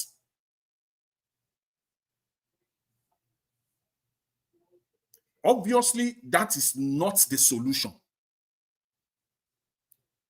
Whichever way you want to spin it, as we speak today, Nigeria still have security personnel. And the security personnel that we have is still sufficient to without let's even concede without agreeing with you. Let's just for a moment, just for the purpose of this discussion, that okay, they need to double or quadruple the number of personnel, security personnel in Nigeria today. So that will just stop the problem. The problem in Benue State. The argument that when they call security, they don't appear on time because they are not many. This argument, I don't know where it's coming from. It has to do with efficiency. The idea again, the notion, the argument that you will protect your own house. If it is your own house, you will give it protection. Where is that coming from? This is comparing apple with oranges. It's not. It doesn't align to what we have on ground. Please, let's face the issue that is on ground to deal with this matter. Nigeria as a country is fighting an internal insurgency. It is internal. Yes, agree. Being aided or supported with some external forces, but it is internal. It is internal, and nobody can come and tell us that the Nigerian state cannot deal with it. Even take one state at a time. Deal with it, one state at a time. We can't do that. All right, Mr. Jonathan, you have 1 minute to round up. Thank you, sir. Yes, Mr. Elvis. Again, increasing the number of personnel, doubling it, is not going to solve the problem overnight. Because Nigeria is not a normal country. The inefficiency is staggering. The level of inefficiency is staggering. Because when you increase or you double or you quadruple the personnel, it implies that you will triple and quadruple the training level. You will triple and quadruple the number of equipment that you will have as well. You will triple and quadruple the amount of locations that you will have as well. This Nigerian problem largely has to do with inefficiency. But I would love to leave it there because, as I said, I didn't fancy talking about this at all because I have other things that I want to talk about today. I'll leave it there, Mr. Elvis. Thank you very much. Yeah, Nigeria Watch, can I just respond? No, we have many people. I just let him talk so that I will not take long just to. I also let you talk. I also let you talk. Let the conversation flow. Don't leave it. Because when you are talking, I have the right also. With the moment you finish. Okay. The moment, Mr. Elvis, the moment he finishes his submission, I also have the right to say I want to say something. No, everybody just hold on, please. Everybody just hold on. Thank you. Thank you very much. Those of you that were calling in, you have only 1 minute. Mother Deborah, you were calling back again. You have 1 minute to respond to this quickly. Mother Deborah. Hello, Mr. Elvis. Thank you, ma. You have 1 minute, please. Just a quick one. Yeah, I just wanted to add my voice to support what Go ahead. Jonathan just said. And I agree with him 1000% that the excuse that we don't have enough security personnel, that's the reason why we are having these insecurities. I think it's just a nonsense excuse. Even with the few, the ones that we have, are they really doing what they are supposed to do? we have had situations where even security personnel have come out to say they are asked not to do what to do what they are supposed to do. All right. So this is just an excuse Okay. to say that if you don't do the security personnel, that's going to change things. So I agree with Mr. Jonathan. Thank you. Thank you, ma'am. Allow such all right, Mother Deborah. To fly. Thank you. Thank you. Thank you so much. Thank you, ma'am. God bless you. Yes, ma'am. Thank you. All right, I have another caller right now. I have to be a quick one. Mr. Wale, thanks for calling in, sir. Please just go straight to the point. 1 minute. Yes, sir. Thank you. Go ahead. Thank you, sir. Go ahead. Quickly. Okay. Mr. Ellis, let's look at this. Now, we have insurgents in Zopa and Samara. We have in Maiduguri. We have in Niger State. We have in this. How many soldiers would like how many military service men would Nigeria have? Nigeria have 270,000. So, 200 million. Mr. Ellis, let's talk sense now. Nigeria, all these people, all these soldiers, they are overstressed there. They will take, there's something very happening very now. They will not take all these people in the Benue State, in Maiduguri, to come and join them in Benue. We have so many things happening in Nigeria. Nigeria needs more men. They need more men. If they're saying they don't need more men, okay, the problem now, how could 200,000 people, 200,000 military men, to be safeguarding the whole 200 million. Let's do common sense now. Let's do common sense. Thank you very much. Okay, thank you. Okay, I have another caller quickly. Tony Africa, please talk to us. Okay, we lost you there. I'm returning your call quickly. If I'm calling people, you don't pick on time. It's so annoying. I don't know. The phone is in your hand there. Thank you, Tony Africa. Talk to us. Good evening to you, sir. You have 1 minute. Go straight to the point. Happy birthday to Peggy, Madam Peggy. Happy birthday. Is today Mother Peggy's birthday? Yeah, today's Peggy. It's on Nigeria World now on your platform. I saw it there. Is it? Oh, I didn't know. Yes, it's very painful. It's very painful that we are all in abroad. That is why I cry many times. You know what I find so crazy about us living abroad is that for us to be telling the world that today is my birthday, you can see that is what Damada was referring to earlier on. That probably should have a break because it's just too unbelievable what is happening to our country. People just suffering in the midst of plenty. So painful. You know, even if you decide not to run the program, you see they have it there. You know, I think better you just continue to engage yourself, coming out on the every day, so that you don't have the pain. You know, because we are the one feeling more pain than yourself, sir. We that I don't listen to you, because you know that when you express yourself, then you kind of relief, sigh of relief for you. Please continue to do. You can probably do other program instead of politics because the country is not heading nowhere. The country is, like I have been saying. Like Awolo said, like Euna Bikanu said, and myself, lately, the country cannot go nowhere. We better change our course. You know what I'm saying? Because nothing will ever happen to that country that is positive. We have already seen it. You know, I was just saying, remember 3 years ago when you were telling me, no, don't worry, don't say that we are going to do efforts or infertility. You said, no, that there will be hope. You can see. Common basic security, basic security, and people just going around in the whole world say that we should employ more security, more soldiers. No, sorry, Nigeria, you are my friend. But if you have 300 million, army and police, and then the president of the country that I have an agreement with some people to come and take over my country, how would that play any role? So you don't have to say if you have. The only one thing that the president said no, don't touch this people, or the people that actually own the country, they said that you don't touch any Fulani man. It's very bad, look, I'm not a hater of Fulani because I have a lot of good friends here from Gambia, Senegal, and everywhere. But the Nigerian problem is not about Fulani, it's about the Northerners versus the Southerners. All right. Whose great-grandfather probably said that the Muhammad probably said with Murtala Muhammad and Babangida probably that they own the country. Thank you. So, and that is the cause, that's the agenda that is there. So, if you have 100 million soldiers, they don't fit to nothing because the president is here. So the only thing is to divide this country. Let us look for a way to separate the country. And instead of blaming our people that have already voted, I mean, through their basic, civic responsibility, by going out to vote, and then at the end of the day, their vote were not counted. So why should they go and take it to go and be begging?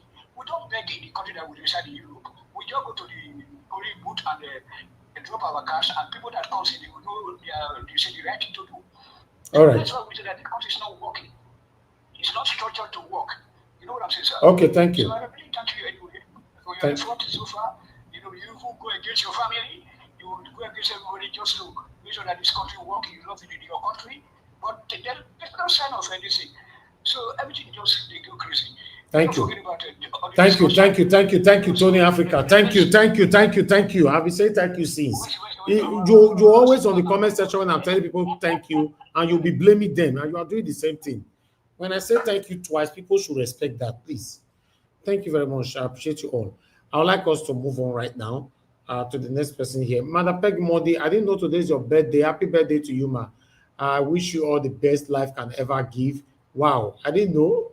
Happy birthday. I wish you good health, every good thing of life in the mighty name of Lord Jesus Christ. Guys, please help us to appreciate this woman.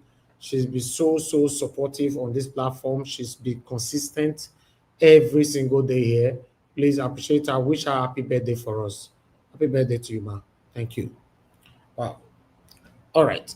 I would like to come to Mother Patricia. Mother Patricia, it's good to have you on the show. Good evening to you, ma. You have 8 minutes. Talk to us. Good evening, Mr. Elvis. Good evening, Niger family, Niger Watch family. Mommy Diaspora, good evening. Thank you for keeping the fire burning on this platform. And of course, all the panelists that are always here to lend their voice to what we are, expecting to happen with Nigeria, which is good governance and making Nigeria work for everybody. Please like and share, and of course, hit on the dollar sign as well. Thank you. Mr. Ellis, I always say it here that teacher don't teach us nonsense. I will never forget Fela. Fela is right. When he said teacher teach us nonsense. Yes, he teach us nonsense. This, I cannot speak without not really knowing where the problem of Nigeria, emitted from, because it will be ignorance for you to just, uh, start a story from the end of the story. Sometimes the problem of Nigeria started from the so-called colonial oppressors. I've said it here that what the education system they gave you is not it's not the standard they are using in their place, because they didn't really give you everything, even though they said they were giving you independence. But the independence they gave you was a partial one. It was for them to come back again through another door and continue their evil. That's what they've done. I want to go back to what Niger was saying, talking about the Israel calling for over 500,000 military people in a twinkle of an eye. Yes, they didn't do that just because the people were waiting for them. No, they did it because they have a structure as a country or as a people. They have a structure which they work with. Even in Europe too, they still have that same structure. In Asia, they do too. It's only in Africa they don't have those structures. What are the structures? The structure is that every child, whether male or female, when you are 18, yeah, you must enroll into the military for 1 year. It's a must. It's only the only people that are exempted. They are those that prove with doctors that maybe for one reason or the other they cannot do it. You get it? So that 1 year is where they train them for war. It's where they train them for war. But what do we do with ours? They say NYSC. And that 1 year in Europe is not only open for postgraduates. No, it's not. In fact, as they finish their secondary school, when they are 18, they enroll them. Whether they like them go school, they not go school, they go enrage them, put. That's how you reach. They go send the letter, come and serve your country. Is Nigeria doing that? Nigeria is not doing that because the Oyibo teach you now when you say give una independent, they're not really open everything to una. They only give you things that they can still use to manipulate you and make you subjective to them. That's what they have done. That's why you can say that maybe Egypt have that system.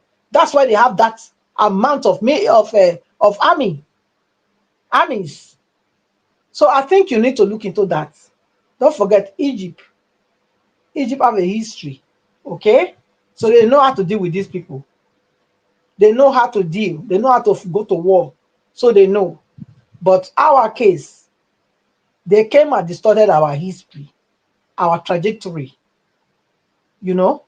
and made our able leaders or kings, made them subject to them today. And here we are. So nobody should be coming here to say, oh, this is this thing. No, look, the problem we have as a people is that we have not been able to look into ourselves face to face and tell ourselves the truth. We need to. This democracy they say they brought us, is it working? It's not working. It's not working. And we can prove, look, if the kings were in charge, how many years were they in charge before these people came to distort African history? They were existing for a long time. Their distortion of our history is probably 200 years only.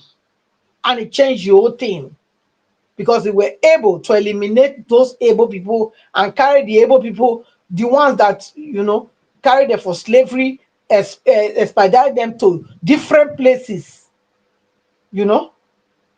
So, but it's time. Instead of this political ignorance to be jubilating that they disposed their kings and giving them the power, they need to go back and tell the kings to come and rule them. That's what they need to do. Because at least before the Oyibo came, we were existing as a people. We are not eliminated. We went to war, Benin Kingdom. Yes, we went to war and came back. Do you understand? So it's high time we do that. Because these ones, they are clueless. They don't have any idea. And another thing is, which Nigerian army do you want Nigerian children to go and enroll into? The one that have been infiltrated? Who brings terrorism? Who will admit terrorists into their national army? And you think your army will be the same forever? Will continue to be the same? Who does that? Somebody that have declared war, buying on your citizens. You say they are repentant, and then you now say they are repentant. Then they endorse them, they adopt them into the army of the nation, and you expect that people should be thronging to come and join the army, infiltrate the army that is already infiltrated by terrorists. Look, me, I'm advocating that nobody should join Nigeria army. Nobody. Because why? Why should they join? When you are bringing bandits and terrorists 1 minute more. 1 minute more, man. into the flock to further destroy them from within, then you expect me to send my son or advise my son to go to where? Nigeria, to Nigeria, please. Not go offend anybody here. You hear me? That thing say Nigeria not get army. Enough. Just swallow around because it not make any sense.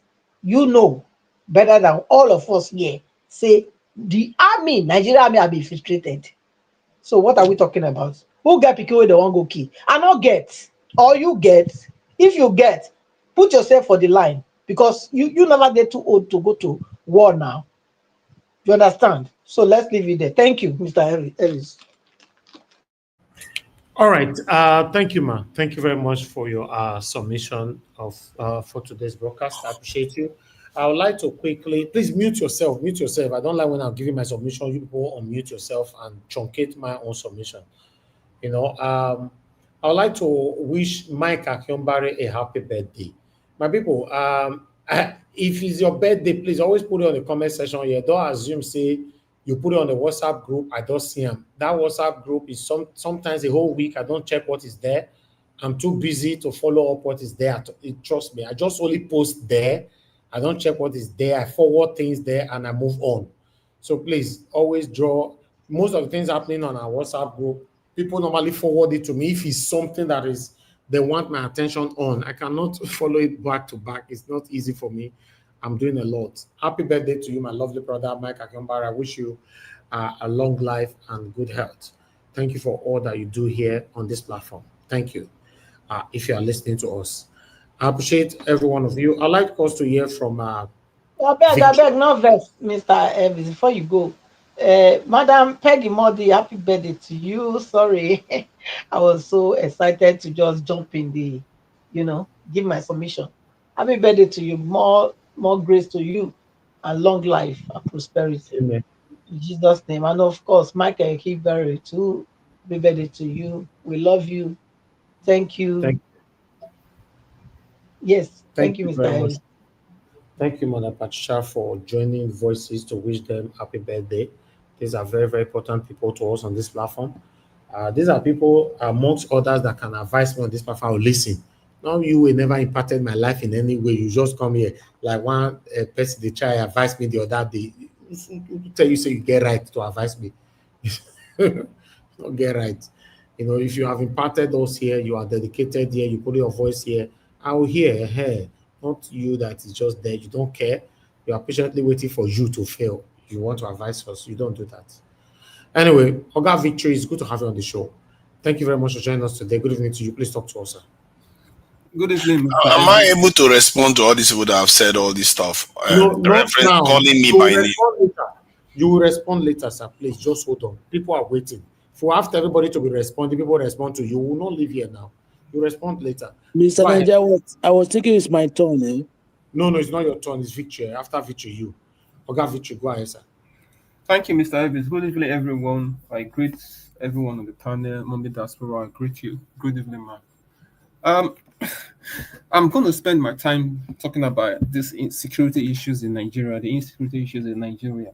And to be quite honest with you, to Nigeria, I sometimes see the point that you make sometimes, but I think the way you sometimes go around doing your submission, a lot of people might come against you because you're not looking at the problem in a nuanced fashion. You're not looking at it from a broader perspective. You're talking about recruitment into the security. Who are you going to recruit?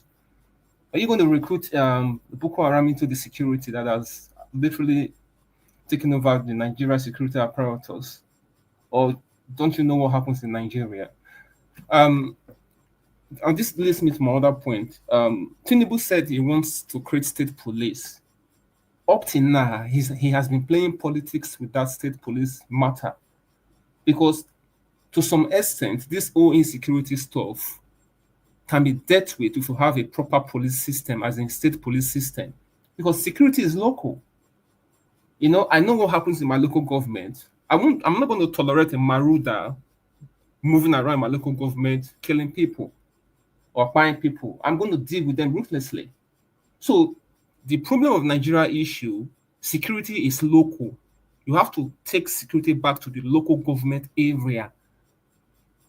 I know who is there. Everybody in the local government knows who to some extent. And this whole issue will just die down. And if you look at how much they are claiming that they want to spend on the coastal road, about 15 trillion to 18 trillion, depends on the source that you look information from. Can you imagine spending 2-3 trillion naira on security for each local government? That will give each local government about 3.8 billion naira as a security budget by every local government. Do you know what that can do for every local government? You know, if you do the breakdown, you can spend about 800 million on community policing and vigilante support. You know, you can spend another 600 million on building and upgrading local security infrastructure. You can spend 500 million naira on surveillance and technology. You know, and the list goes on and on. You know, that these people simply don't want to do the right thing. You can't be doing an elephant project where your country is not secured. The major issue in Nigeria right now is an issue of insecurity. Why don't you spend enough money to deal with this thing? Security is local.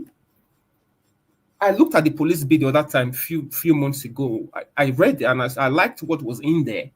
Why is Mr. Tinubu not going ahead with the state policing? That's what people should be asking him. It's simply playing politics with people's life. So the Nigerian people can end this insecurity thing if they demand for it. And this is the problem with Nigeria. And Amechi said that, the former governor of Rivers said that he doesn't understand what is wrong with Nigerian people, that if you buy 100 of them now, the following day people will just move on as if nothing happened. So most Nigeria lack empathy. That is our problem. Until it gets to that turn, they will start shouting as if it hasn't happened to other people before. Because we don't have, again, to Nigeria, we say a collective intelligence to know that if it happens to your neighbor, at some point it's going to get to your turn. And for some reason, Nigerians are detached from that. It's like they only care about themselves. Until it gets to their own doorstep, they will start screaming as if it hasn't happened before. So, Mr. Tinubu, I'm asking you again, what is going on with the state policing? Nigeria has to be secured, and I see state police, if it's done properly and effectively, as one of the best way to secure the country. Why are you not doing it? I will leave the security aspect for now. I'll move on to Adam Soshomole. I listened to the video. With due respect to you, Adam Soshomole, why don't you travel by road without your security? Not just come to the airport. Go by road. I dare you, Adam Soshomole, take your car and drive by yourself from Abuja to Benin, where you're from. You can't. Because if those people get hold of you in the road, you will smell what's coming for you. You can't. So these people, the audacity that they have for the Nigerian people is breathtaking. Like it's like they play politics with everything. And his behavior, what he did at the airport that day, you can't try it in a civilized country. You can't. You know, the other day I was flying from Netherlands to the UK. That day there was no trains was not running on that day. I didn't hear one body blowing siren that one big man is coming to go to rush to the airport. People will clear way for him. No. Everybody came to the airport like normal human being. Go through the security clearance and check-in and come in. So what Adam Soshomole knows that what he did at that airport, he can't try it in a civilized country. And these people don't know that everybody in the world is watching us. They think that Nigeria is isolated from the world. No, everybody can see what's happening in the world. These people, they've made a fool of themselves They've like literally messed up the Nigerian name. Like, to even say that you're in Nigeria, you'll even be ashamed. That's what these people are doing to that country. They've messed up everything.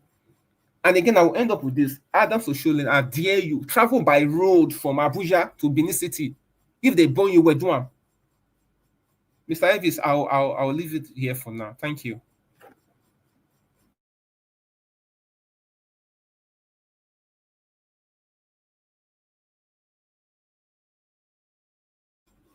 Mr. Elvis, can you hear me?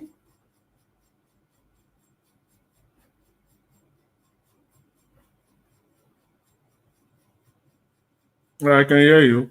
Are you there? Yeah, I think Mr. Elvis is dropped off. Okay. Yeah, I think, yeah. Thanks for your submission. Let Mr. Abdul Malik take over. Can you even see the people that are there? Is Malik there? Yes, I'm here. Take over now. Okay. Good evening, everybody in the panel. Good evening, Mr. Nigeria Watch. Good evening, Nigerian. This, our president, it's like they are playing politics with human's life. I see no reason why you are telling the governor to go and negotiate dialogue with terrorists. How can you dialogue with terrorists, criminals? It's not possible. How are you going to dialogue with criminal people that are killing people? How? It's not that they are doing something legit. It's illegal. They are committing atrocity. They are taking people's life. You are telling the governor to go and dialogue with them. How? How can you dialogue with them? And what happened currently? What happened in that place now? Is what happened in those states? Not even half quarter of what is happening in Benue State today. But they tell Edo State governor to fish out those people. But why can't you tell all those soldiers, all those governors to fish out those Boko Haram there? They will not do it because you know that it's not. Look at the other time, last time, what happened in Kano? They stoned DPO to death. They stoned him, they beat it to death. And there is nothing happening, you don't hear anything. How which it is south or southeast, you will see that the president will say they should fish out those people out. You cannot govern country like this. It cannot work. The problem is that those people, this our executive arm of government, they are the problem of these terrorists. Yeah, they are the one that created these terrorists, and they know in and out about these terrorists. That is the reason why they cannot fight these terrorists. To fight terrorists, very second, is very few. Just 1 month, our soldier will finish all the terrorists in the bush. It's just to equip the soldier. They don't need to recruit any soldier. No, it's just to equip them. If they don't have ammunition, they don't have equipment. That is what they need to do. Because they will not do it. They are just playing people's life with politics. That is what I see. How can almost 100 and something people die? You are telling the government to go and die along. How can you die along with terrorists? People that are taking people over 200. Yes, 200 and something. Imagine people that are taking people's life. That even the talk say it look like they are suspected. Yes, they know everything about what is happening there. It's very clear because when you have sense, there is something that will tell you. You just know the inner heart of it. That is what I see. They know everything that is happening there. You are dialogue with terrorists, not that people that come with genuine heart. People that they are taking people's life, people's father, people's mother, people's children. How can you go into dialogue with them? How? And what happened last 2 months in Edo State is not even half quarter of what is happening in Zamfara and Borno now. Why can't they deploy soldiers there to fish out those terrorists? And they know where the terrorists reside in the bush. It's very easy to fight those people. It's just to equip our soldiers. They can buy drone, right? Everything. They can do everything equipment to fight those people, both on air, on ground. But they will not do it because inside that they are hand on it. It's clear. That is what they created during the Jonathan. That's the reason why they removed that man from office. APC, they are the creation of this Boko Haram today is happening today in Nigeria. The only thing is that even the protesters now, people are protesting there in Benue State peacefully, but the police now, they are throwing tear gas on those protesters. Imagine. People that they are protesting peacefully, not that they don't arms anything, they are not carrying any arms.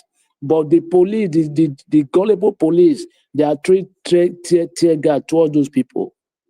What a country is this? The country is just like joke. Yeah, everything they are doing there just like joke. They don't take human beings serious. They don't take anything serious. Look at the hardship today. Some people, they cannot eat 3 square meals a day. They don't even talk about that. They are just talking how they will endorse ahead of 2027 election. And look at what happened in the Northeast. In APC, their conference, the conference meeting there was endorsing Tinubu, but they did not mention Shetima's name. There was fighting inside there. There was fight inside there, serious one. Do you think God is sleeping? Karma is real. Whatever you do, either good or bad, you will inherit it. You must come to pass. You can never escape it. That is what is. He was mocking LP and PDP last time, right? But today now, even there, they have internal problem. Why can't they solve it? But there was mocking Obi that he cannot solve a Labour Party problem. But now they have problem now openly. They are fighting openly on the stage. You see, karma is real. Whatever you do to somebody, it must come together, good or bad. They don't know what they are doing. They are just playing that country. Unless the citizen will get it right to take those people away from them, because all of them, they are the same people. There is nothing we change because they are the same cyclists of people, the same set of people. We don't need recruitment. We need to equip our soldiers to fight those people. Boko Haram, even me that I'm not military, I can fight them. Yes, I can give them strategy, the formula to fight those people. It's not even hard. It's just because of their hand on it. That's why they cannot fight them. Yeah, it's very clear. There is nothing like you are beating around the bush. The federal government, they are the terrorists because they are terrorist Nigeria citizens. That's why they are impoverishing people not to get their daily bread. Yes, because they want to be using people to do something that is not normal. Look at how all those bloggers now, most of them, they don't talk because they have been bought. Imagine. That is their plan. Just if they know that you have voice, they will go and buy you. And that money they give to you is value, don't have value. Just take a look, 2022, you had 10 million in Nigeria. Now it's 5 million or 4.5 million. What value is that? It is value. There is nothing. Thank you very much, Mr. Nigeria Watch.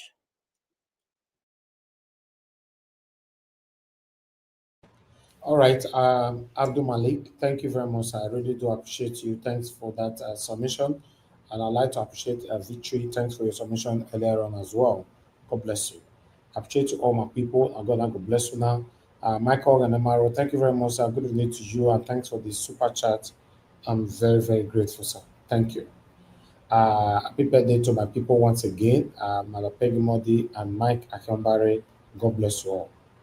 Okay, let's hear from Tiobala, then Mr. Odua. Tiobala, it's good to have you on the show. Good evening to you. Please talk to us.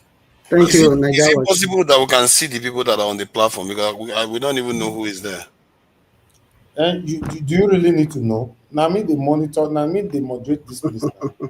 Yeah, it would be good to know because I don't know the sequence and when they came in because they are going on and on. I'm not able to reply to statements that people have made. But it's okay. That's the way the conversation wants to go. Well, for security. Soon I'll get tired because I have other things I need to do. Because if they are not going to let me respond, then I can't wait for 2 hours to respond to one statement. Yes, sir. Can I make? Yes, sorry, just one small thing. No, just to give you. I'm not rebooting anybody. I just want to make a suggestion. Najawash, please. Good morning to everybody. Najawash, please. When it comes to some certain issues in Nigeria, we don't need all these rebutters. You don't need all these rebutters on security. Security is not something you reboot or you want to say you are the perfect person on it. Just say what you needed to be changed. Say what, give your own impact, and let it flow. Yeah, if you want to talk against anybody, let it talk. You cannot tell people how to give their submission now. No, Najawash it should be under your control. This issue is about, it should be under your control. This is security. It's not something you reboot. They named me. Multiple people named me, including callers, and I'm not able to respond. Politics. Okay, it's not politics. Black Panther, thank you. Let me move on right now. Tunaja, you have the right to reply when I come to you. Let me finish everybody on the panel. Chobala, you have the floor, sir. Talk to us. Yeah, thank you so much. Hope you can hear me. Yes, very clear, very clear. Okay, thank you. I think anyone has the right to reply. It doesn't matter. It's a dialogue, it's a conversation. Having said that, I really want to thank everyone on the panel. Thank you, Mr. Najawat, Mami Diaspora, and happy birthday to our lovely mama in the house as well. I also want to thank you, Vitri, for your wonderful submission, as well as Jonathan, even to Naja as well. More importantly is the issue of security that is ravaging our society, Nigeria. That is the more reason we are not moving forward. And somebody said something regarding this insecurity issue, and it make reference to Morocco, Algeria, and some other Africa country, that those are not having this issue we are having in the country. That is true. Just a brief history. I just want to let you know that some of those countries you mentioned have been conquered. I want to make reference to Lebanon, because I'm going somewhere. Years ago, Lebanon was a Christian country. Sorry, I'm coming in this way, in this manner, because this is what as my mind want to say. Something happened in a nearby country that Lebanon has to accommodate some certain religious group of people into their country. So those set of people haven't gained some territory. They started burning people's houses in Lebanon. Over the years, they take over Lebanon. That's why today Lebanon is now a Muslim country. There is something moving or going on across the world right now. For those of you that live in the UK, you heard of what you call the grooming gang. And so many things happen in the UK at the moment. Not just in the UK, even in the Western world. Nigeria is not an exception. The insecurity going on in Nigeria is a planned one. It's not going to stop today, and I don't know if it's going to stop tomorrow, because they want to conquer. And they must achieve that, whatever thing they planned. That is the main reason they are attacking Benue, attacking some major northeast, and go and check the demographic of those people they are attacking. How are they going about it? Burning their crops, burning their houses, killing, unaliving them. So a time will come, every one of us will have to look for a name we are going to be calling ourselves or little our children. Insecurity in Nigeria, if the government are really serious about solving these insecurity issues, if they are not part of what is happening in the country, it's very simple. Nigeria is not fighting a civil war. Nigeria is not fighting other country or international war, whatever they may call it. It's so simple. You're telling me that it's just a small group of people, just small group of people, when I mean small, very small, that you cannot man those people. They take control of the Sambisa forest. They take control of the forest in Kogi State and the nearby region. Even in the west, they are out there. Why? Because they have a mission to conquer. Because they believe that the land Nigeria belongs to them. Let me sound this to your ear. The reason why they are focusing more on Nigeria is because Nigeria being the so-called giant of Africa, or the most largest population in Africa, let me use that word. If they can conquer Nigeria, I mean, the rest of Africa is very simple for them to conquer. And it's happening across the world. There is evidence to this, and it's become a hot topic across the international body as we speak right now. So if they really want to fight the insecurity in the country, if they're not part of the plan, it's very simple. It's not enough to tell me to increase the number of security or the number of forces. That is a very good suggestion. It's good, we can increase it. But with the current situation we face in Nigeria, it's not the personnel that matters. It's so unfortunate that, like what Victory suggested, there are advanced technologies today you can even use. You don't even need to go into that forest. You can know where they are and send whatever things you want to send and do the attack and all of that. But they just allow these people to be roaming across the states. At the end of the day, they will not call them repented Boko Haram. They will keep on doing this because there is, because they believe that whenever they do this, there is 27 whatever virgins that are waiting there in heaven. If you like, you hate me or whatever, the truth must be said. And they are the good people according to their religion. They are the good people. I'm sorry to say this. I'm very sorry. You are not meant to start talking about religion and all of that. They are the good people. Those that are bad are the ones that are not committing this evil. How are we going to overcome these challenges? It's very simple. If the federal government is not part of these issues, they can find a solution to this problem within a week or maximum 1 month. Everything will be over. It just, the body language of any president matters a lot. You make reference to some certain country like what's it called? Israel Nigeria. and all of that. Yeah, it mentioned Nigeria. I also mentioned Israel as well. If you check the Israel-Iran war today, it's not the president that is fighting. It's intelligent and smart nation that, I don't know how to put it, that are fighting. Yes. You will be at home, robots will come and fight you. I think you are looking for personnel. You will recruit the entire Nigeria without technological advancement. You will see bears. They will come to your house and bomb your own house. You will not see somebody that is fighting you. The earlier we realize our own potential, the better it is for us. Our mama in the house said something that why they came, they give us whatever nothing and all of that. See, it's very simple. You don't need to invite a white man or anybody to come and help you develop your technological weapon or whatever. Sorry, I'm using some kind of whatever things, you know, that you need to fight all these people. I remember, and I've heard, during the Nigeria Civil War, whatever, some the Eastern people manufacture their weapon that they use in fighting.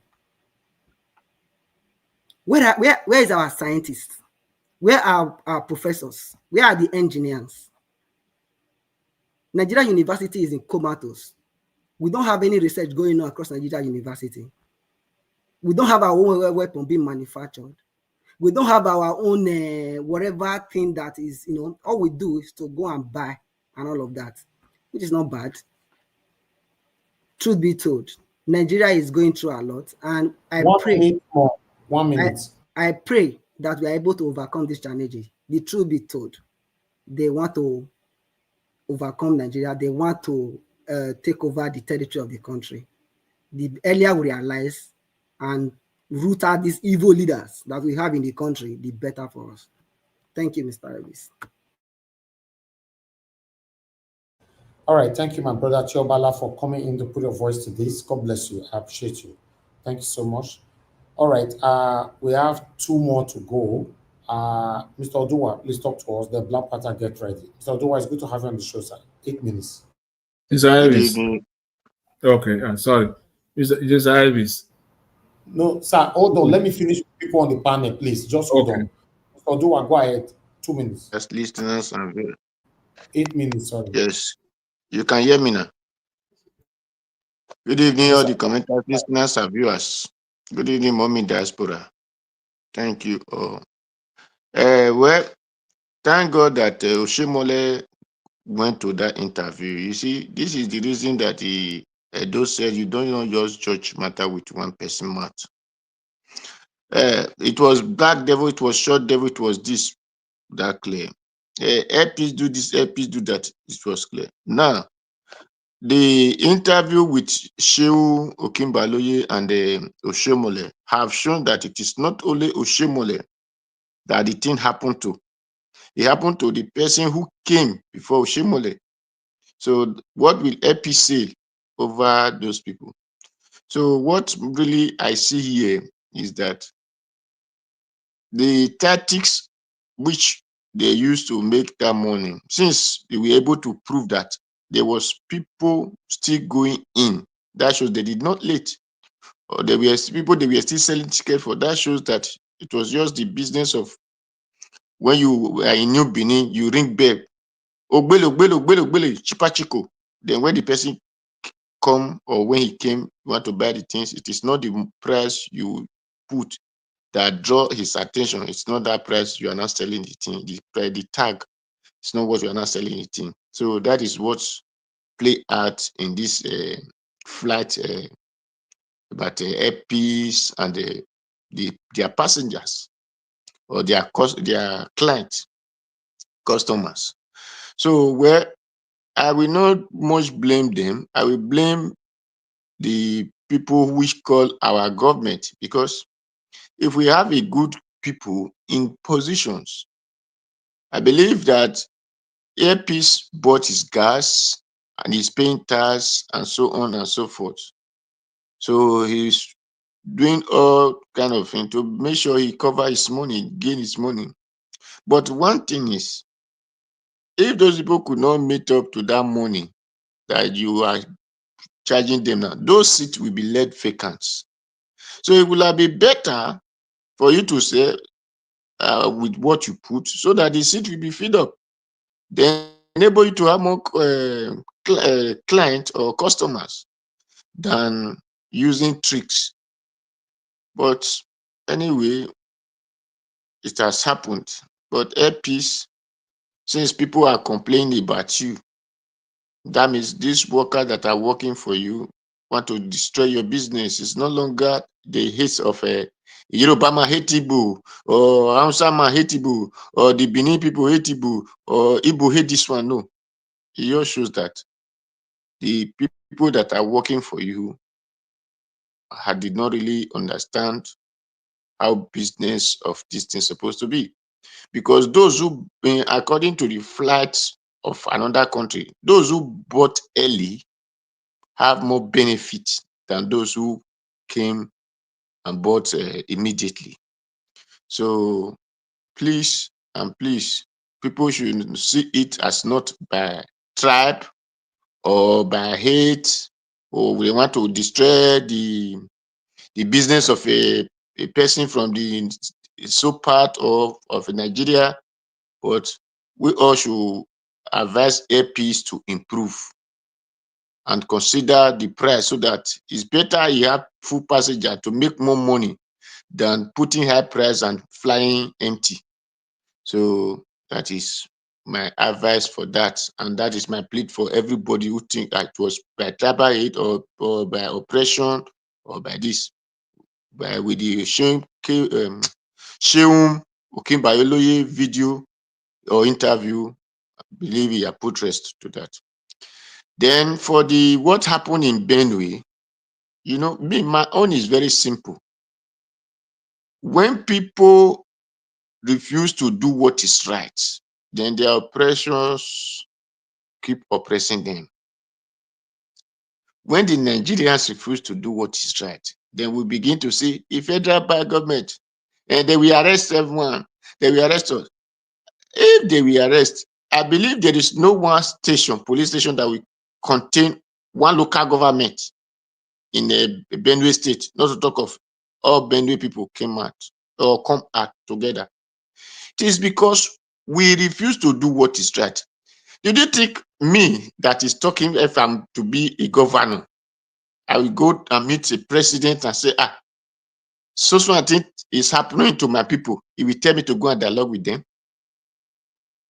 The second day, he will see that my state, everybody, if you are indigenous of that state, we will come out and show the federal government that there is nothing like federal government without my state did not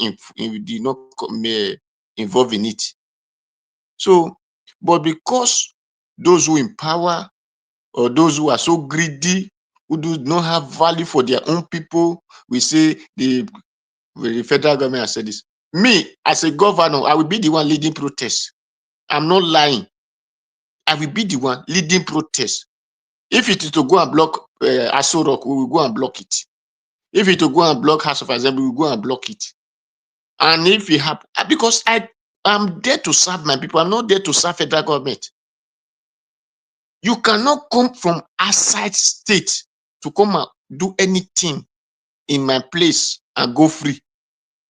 It will never possible, because my people said, when the eyes is crying, the nose will also be crying with it. Because if I leave, I still remain I still remain with my people. And that is why you see they are expecting, because they did not care about their state, that is why they are expecting the allocation to come from Abuja, because they did not care about their people. They are waiting for, because your people have the money to develop yourself. But because you are not concerned, you do not even know what is called government. That is why one man from another area will be giving you direction, and this is what you will do in your state. People will say, that is what the federal government. If my state is not there, there is nothing like federal government.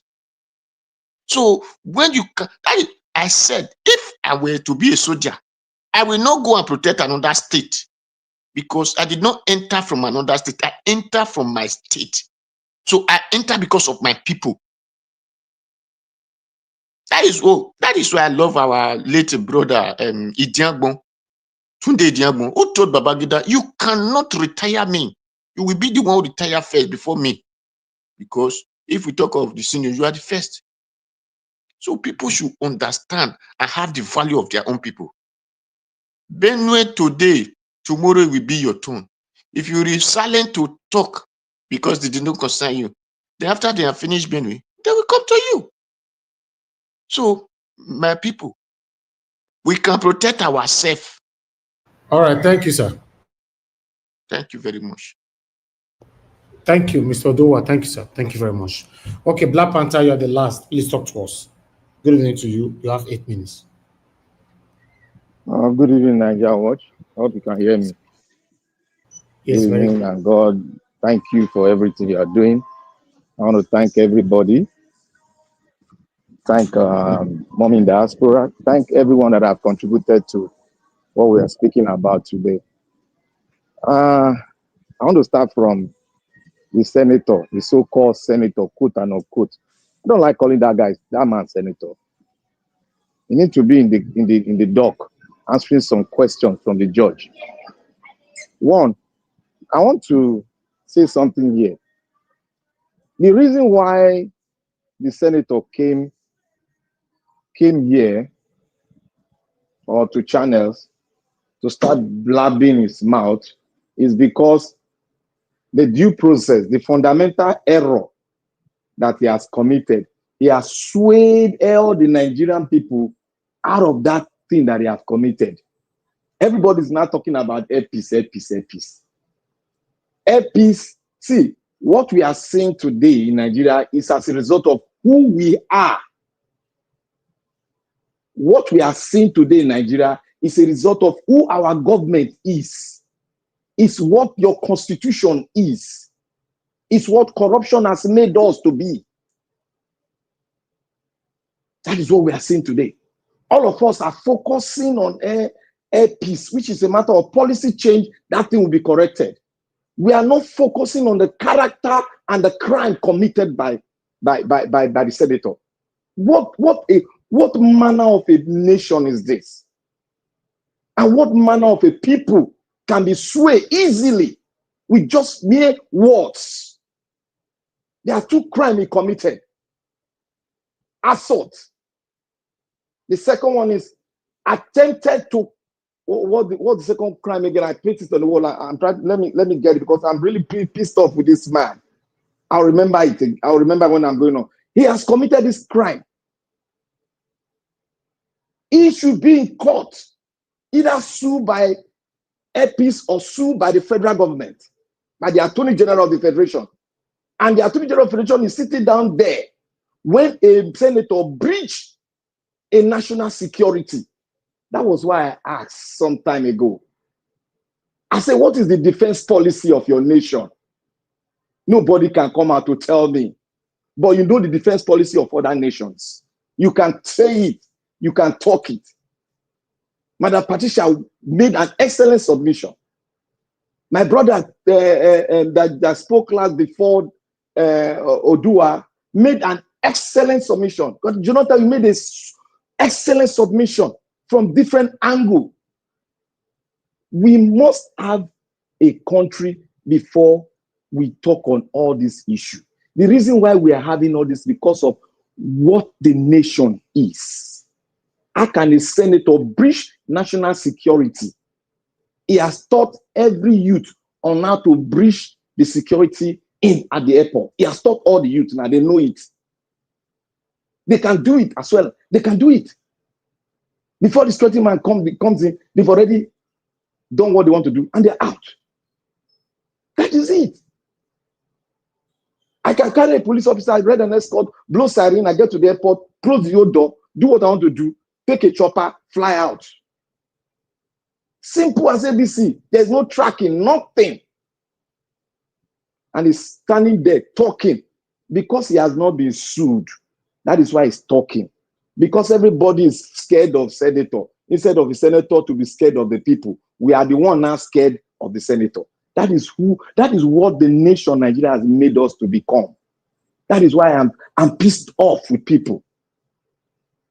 Speaking on the main issue, you are diverting, somebody's diverting your attention. I said it here, I said, we are the best of Nigeria out there. And when your attention is being diverted, your intellect should make you know that your attention is being diverted. He committed a national security breach, and people are talking about EPIS. That one is a matter of policy. They can be changed by the Senate. They sit down and change the policy of airline operation in Nigeria. Simple as ABC. That is done. But what about the national security breach? What about a man that's trying to assault and kidnap in the national airline aviation industry? Right? What about that? Nobody's talking about that. And the man is suing everybody. I just want to leave that aside. You people should know that he committed a crime. Talk on the crime and leave a peace. Then let me talk on the security. I asked one thing. I said, what is the national security policy of Nigeria? We don't have. They handed over Nigeria to us. Damn, we had it, and we did not deem it well for us to rearrange our nation so that we can stay in harmony. Somebody said we need to increase our security personnel. Thank God, my brother came in from the US. He came and said, that is not the issue. I am 1,000, first time I'll be 1,000% in line with him. He spoke everything. And let me go from this other point of view. You see what is happening in Iran and Israel. You people know that Iran is not an Islamist nation. If you don't know, this might be surprising to you people. It's not an Islamic nation. The revolution brought in these people called Muslims, characters that came to opt out the king. Because Iran is made up of this Tutsi, 75% Tutsi, and 25% Muslims. Now, what do we have? They turn it to become what? An Islamic nation. Overnight, because of the revolution that America allowed to happen. Yes, Iran was the best friend to America then, in the 60s, in the 40s, 50s, and 60s. Now, what happened? The war came out. They have about almost 1 million security personnel on ground with reserve.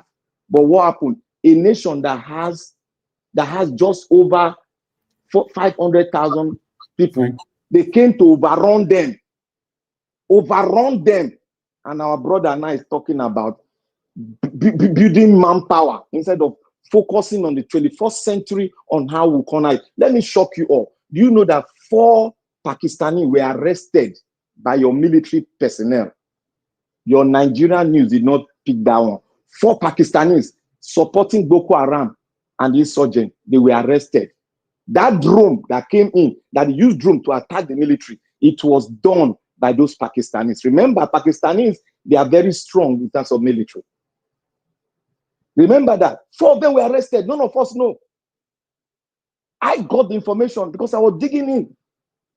A non-citizen of Nigeria spoke it online.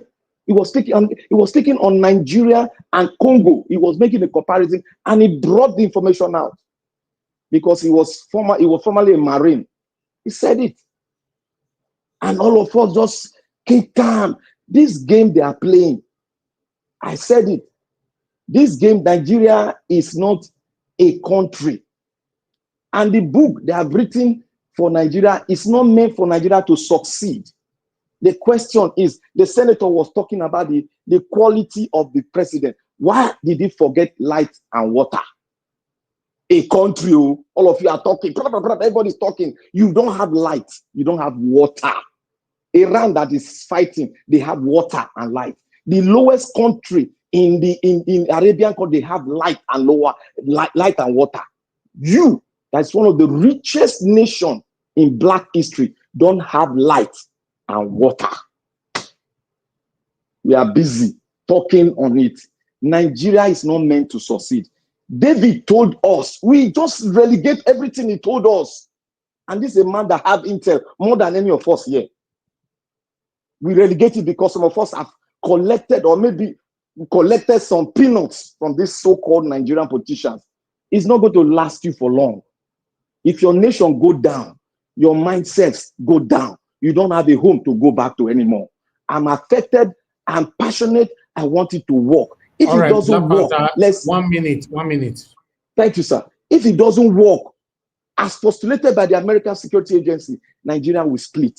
It's going there because we are not talking the main issue that is affecting us. We are just talking politically. Nigeria, this insecurity that came up is not done by, and it's done by the politicians, not by me and you. It's the politicians. We have external force fighting us. In Burkina Faso, they have external force, but they have little force. But they are fighting them and pushing them down to the Sahel, and they are coming down to the West Coast. You people are sitting down, build your military to 1 million. That will never solve it because it has been proven in the war between Iran and Iraq. It has been Iran and Israel. It has been proven. America don't have, but America have technology. Thank you, Manager George. May God bless us as we continue to passionately talk on Nigeria issue. Thank you. Thank you, Black Panther. I appreciate every one of you. Everyone on the panel have given their submission. We are going to have our second segment now, which is a lower minutes, so that we can round up. Already 3 hours, 30 minutes. So this time I'm going to work with time. Everybody work with your time. I appreciate you all. But to Nigeria, because a lot of people responded to you today, I'll give you 5 minutes to respond to them, and you have your final submission 2 minutes. So altogether is 7 minutes for you. Exactly that minute. If you don't utilize it properly, I will log you out and bring someone else in for their 2 minutes. Talk to us, and you have 7 minutes to respond to people. Thank you. I appreciate that. Opinions are not equal. Make no mistake. Otherwise, if opinions were equal, the world would be in a mad place. When somebody tells you outside it is dark, and some other person comes and tells you outside it is bright, it's your job to go and check which one it is. The idea that all these people that are disputing all these claims that are all my positions don't provide any evidence for what they are saying. They will just say, oh, it's been proven. You notice that they don't actually have any proof for what they are saying. They say stuff and I don't understand people, whether they just want to win the argument or whether they want to actually solve the problem. Do we just want to carry on the way we are carrying on? Has anybody bothered to check the data? I'm looking at the list of countries that have overcome insurgencies versus the one Nigeria is facing, especially the Islamist ones. Not most of those countries, in short, none of them are in the position Nigeria is in terms of security manpower. None of them. And we want to think that we are going to overcome this. If you don't have people everywhere, are you spirit? Are your police officers spirit? Tell me now. If they send you, any of you, you are in Nigeria, they send you to those outskirts of Nigeria to go and fight the herdsmen or whoever is assassinating people, those people that they never catch when they are killing people. If they send you there, would you go at night? You don't know trap that they've set on the way. People just talk. Nobody bother to check what is true, and other just follow like this thing, just agree with other people because they think it is popular. This is our life we are talking about here. This is our life we are talking about here. And if you don't understand it, I don't know what I'm going to do to help you to understand that.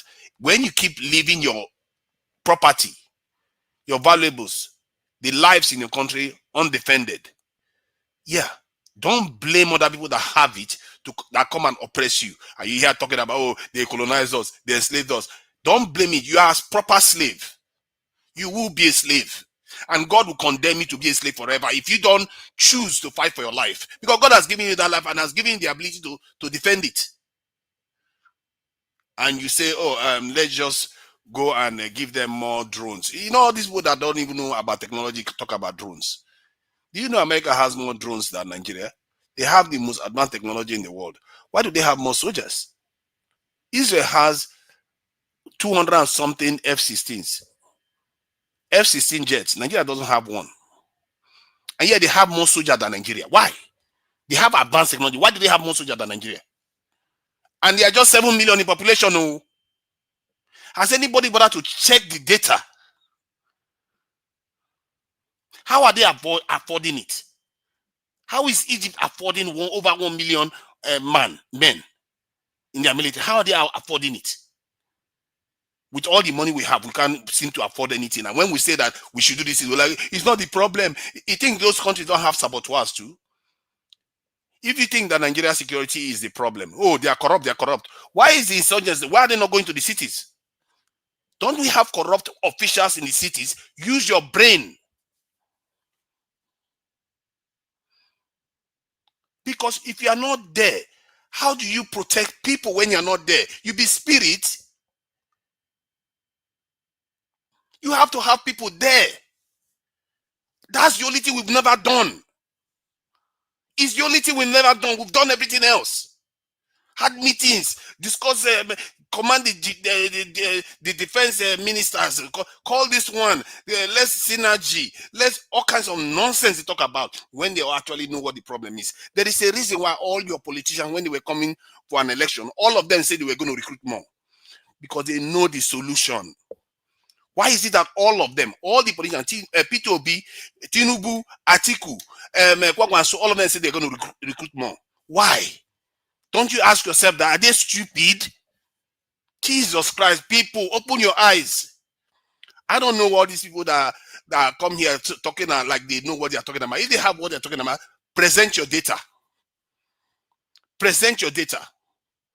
Show us a country that is least as the manpower than, you know, the ratio between the soldiers and the civilians in Nigeria is about 1 soldier to around 1,006 civilians. Go and check Israel, whether you're going to see that number. Go and check America, and America is 1 soldier to 150 citizens or so. Even China, with all this population, is not that high. And you have insurgency on top of it. You don't think that you need to drive those people out of the country? How are you going to drive them out if you're not there? If you chase them to Benue, they go to Borno. If they chase them from Borno, they go to Kaduna. Our soldiers are going to be everywhere. Your police officers, your defense ministers are telling you this. So, 1 minute left. 1 minute. Yes, no problem. Your defense ministers are telling you that they cannot be everywhere. They are taking police officers from one state to another state. That state becomes insecure. Do you think your security is for free? People have to do the work, and we are losing $50 billion. Tell me anything that is going to save us that money. Any of these people that are talking against me, Tell me what is going to save us that kind of money.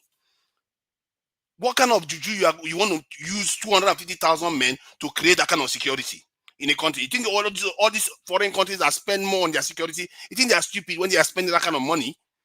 They spend billions upon billions. The amount the UK alone spends on the security forces is more than 10 times what we do. And yet they don't even have insurgency problem. And they are doing all these things. We should open our own eyes. Europe wants to spend $1 trillion on their security. And we just keep sitting and thinking that this is a joke business. This is our life we are talking about here. They've been here before. They took our country. They colonized us, enslaved us, and we are still recovering from that problem. As a matter of fact, part of the reason why people are against me here is because of that problem. Okay. We've been trained not to believe that we should defend ourselves. Thank you. Thank you. All right, Tunaja, thank you very much. At least you've responded to everybody who reacted to your submission earlier on. Okay, I'm going to go to Mr. Jonathan. Mr. Jonathan, your final submissions are 2 minutes, please. Yeah, Mr. Elvis, I don't think it would be fair to give me 2 minutes because the person that responded gave him 5 minutes. Nobody responded to your submission now. No, he really responded to, because I was the one that responded to his submission. Nobody responded to yours. That's why I gave him that 5 minutes. He responded. Okay, all right. See, Mr. Elvis, let me say this. Somebody spoke now, just now. He was talking about data and statistics. Wrong data, wrong statistics. So let's talk about data and statistics. The fact that you pick and choose data and statistics that suits your narrative does not mean that your narrative is the solution to Nigerian insecurity problem. You cherry pick statistics. So let's talk about statistics. Okay? In Africa, Nigeria has the largest budget, military budget in Africa. The country that the person, this one is perpetrating here, Algeria and the rest of them, Nigeria budget, defense budget, doubles their budget. Algeria, the entire interior ministry, and the interior ministry, the police is part of their interior ministry. If the person that just spoke can come and tell us specifically the number, the dollar amount that Algeria budgeted 2024, let's leave 2025 alone, to their police force, please throw the number out. At least you and I, everybody here knows that of Nigeria. The Nigerian defense in 2024 was 3.1 billion. It is different from the interior. When you talk of Algeria, their 25 billion is entire defense, including the interior ministry, including the police. Somebody spoke about professionalism here. It will shock you to know. In 1 minute Africa, left. 1 minute left. In Africa, the highest level of police professionalism in Africa, number 1 is Burkina Faso. It will shock you. Nigeria does not even cut the top 20. That's when we talk of efficiency, what is killing us? It's lack of efficiency and corruption. Burkina Faso tops it. So if you talk of professionalism, you want to utilize equipment today, Burkina Faso, with little resources, they will perform better than Nigeria, because you have to train them, Nigeria, from the scratch. Anyway, somebody have talked about Iran and Israel. And when you now talk of the size of military, let me quickly end on this, Mr. Elvis. Just on this one, I will end because there is no time. When you talk of the size of military, all these countries that you are perpetrating here, you are putting out here, is a combination of active and reserve. It's a combination of active and reserve. And somebody put a solution here, I believe it was Madam Patricia, and he talked about mandatory military training, where if they are serious, if the Nigerian politicians are serious, that is the route they will take. they will start a mandatory military or police or whatever or security training for Nigerians, where when you finish, you don't have to go, but when it is needed, that state can call you up. And if that state is overwhelmed, they can request another state to support them. But guess what? Nigerian politicians will not go that route because they want to control the police for their election rigging. All these countries you are perpetrating, it is reserve. It is the combination of active and reserve. It is not just the entire number. So it doesn't add up. So when you are talking of, you are throwing your statistics up and down, stop cherry picking those ones that suits your narrative, that you can't even back up. If it is statistics and data you want to talk about, let's talk about it. And then you will know that all your narrative will fall flat. Yeah. It is not about just doubling or tripling security personnel in Nigeria. It is about efficiency, professionalism. That is it. Thank you very much, Mr. Elvis. I'll leave it there. All right, thank you. Thank you, Mr. Jonathan. Before I move on to Mother Patricia, I'd like to respond to what you just said. You know, I like the fact that you've passed in that information for our spectators to understand the budget that goes into Nigeria military, rather our defense budget in Nigeria. But if the money is not properly utilized how it's supposed for the primary purpose, it means there's corruption in the body of the defense. But still, Nigeria Watch, let me just give you the information. Hold on. I don't like people coming when I give you my submission. I don't like it. Please. Anybody can forget what they are saying now. Nobody, please mute yourself. I'll be giving, so all of you is guilty of this thing on this platform. I'll be giving my submission. Everybody will be coming in. I don't like it. Let me finish. Then, if I have to come in, Mr. Jonathan, your statistics were not right. You know, because while you were talking, I was doing the research here. According to my research here, the figure that you gave to Nigeria and other country is wrong. For example, we can see here, you know, you can see here top 10 African countries by defense budget in 2025, just this year. Then you can see that Algeria have $25 billion. Morocco have $13.4 billion. Egypt have $5.9 billion for their country defense, military defense. While Nigeria Mr. Elvis, that's what I said. I didn't say anything outside that. No, Nigeria have 3.1. Yes. You didn't say 3.1. This is my argument, though. You see, now when you now go further, numbers don't lie, but you got to dig deeper. Yeah, but you see the 25 billion. Say it how it is.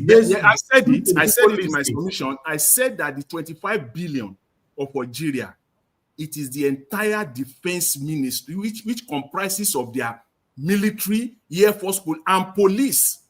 But hold on. What I'm trying to give the right figure for the people now. Yeah. You know, I don't mind the argument or the debate or whatever, but let's get the accuracy of these figures. You know, for the purpose of prospective review. You never know who is listening. Nigeria have, as of this year, Nigeria have 3.1 billion.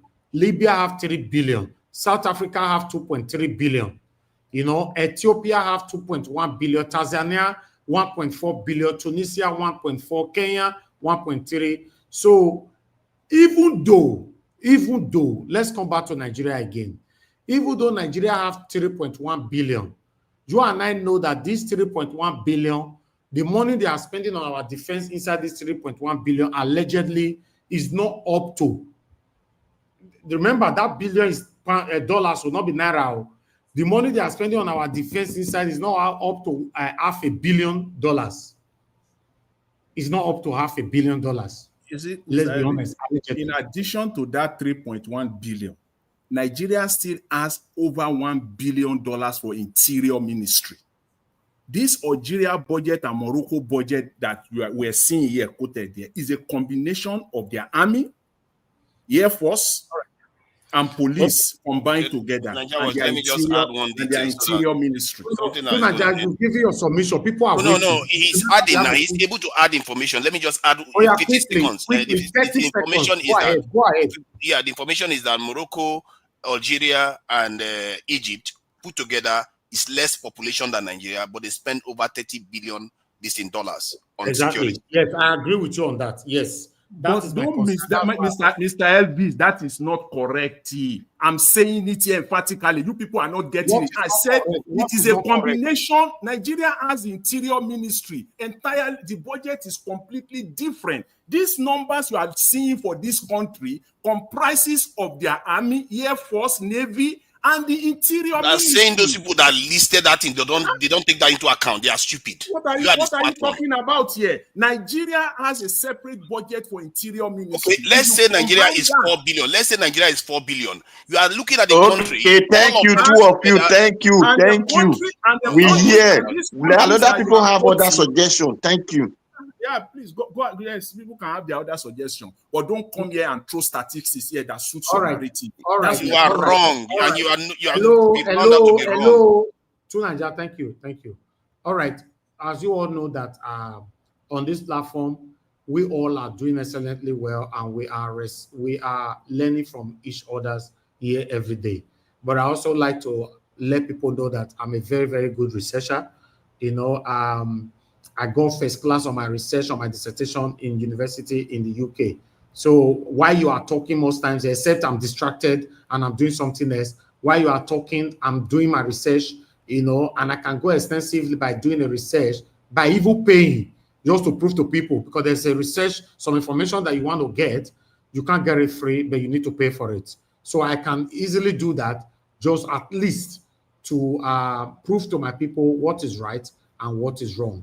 But coming to this now, I would like to quickly let you understand, Mr. Jonathan, according to what I find here now, let me put this on the screen, just bear with me.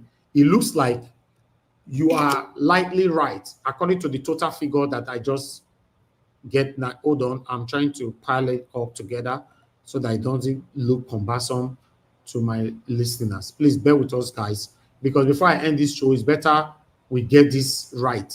We're not going to be like, say, we just talk, but we cannot actually get what is happening right. Why is it not showing? Don't do this one. No. Show, make everybody know, say, you are right or you are not right.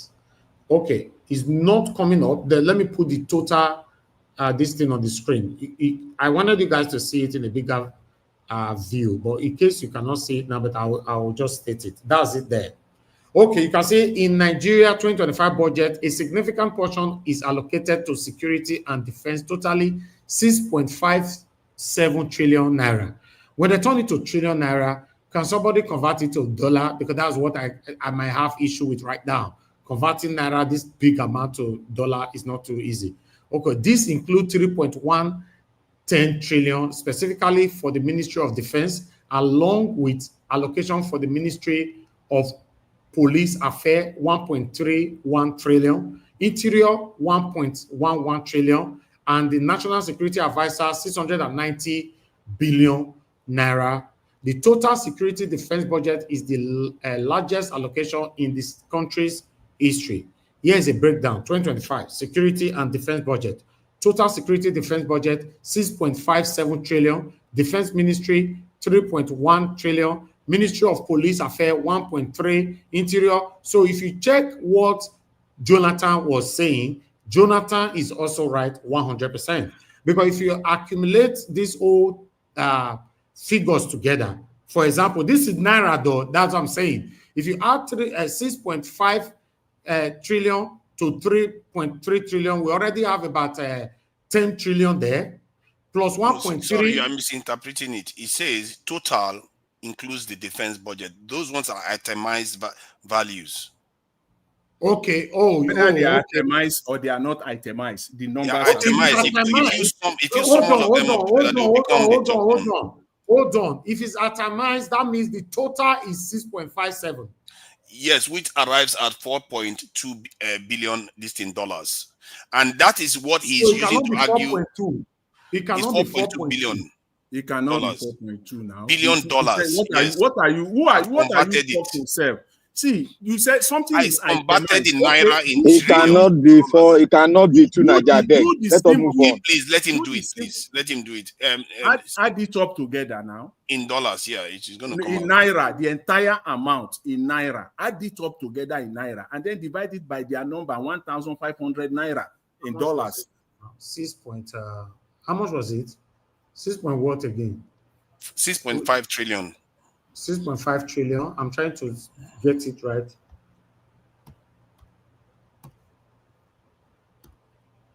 Okay, let's check what we have here. It's not coming out. Then we have, okay, how many zeros they trillion? Hey God, I don't know this money. I've already converted it. I've given you the figure. No. How many zeros they trillion first? It's 6.5. Use your computer now, guy. I think it's 11. about It's 11. 11. You don't get trillion before for your account. 11. I don't need them now. I don't need them. These are the politicians. 11 zeros. 11 is 12. 12 0 12. 12. Okay. It's 12. It's not 11. It's 12. Okay. 1, 2, 3, 4, 5, 6, 7, 8, 9, 10, 11, 12. 12 0. Okay, yes. So that's about $4.7 billion, right? Yes. So $4.7 billion. That's sorry, 4.2. 4.2. It's 4.2 because I only did 6. I only did 6 trillion. If you do 6.5 trillion and you divide it by 1,500 naira, it is 4.3 trillion. Okay, that's the value I got there. Something yes, like okay, about 4.2. Yes, Tunaja is right. Okay. To be honest, yeah, Mr. Naija Watch. Let me just correct the error that is being made here. I think Jonathan tried to imply that Algeria's defense budget. I need to move on. Other people are waiting, sir. Included everything else, but it doesn't include everything else. We've confirmed Mr. Naija Watch. Exactly equivalent what Tunaja says is right. Yes. You know, if you check what Tunaja is saying, what Mr. Jonathan is saying, they are right, but in a different way. Mr. Jonathan is saying that the total figures in our budget every year is not being utilized to the original purpose of that money. That's why we are where we are. Not that you are the one that said that, not Jonathan. Jonathan is saying something that you said that Nigeria that they are stealing the money. Let me clarify it again. Let me say it abundantly clear again. The Nigerian budget for the military is separate from the Nigerian budget of the Nigerian police force. It is also separate. Wait. Now don't jump now. Just 10 seconds.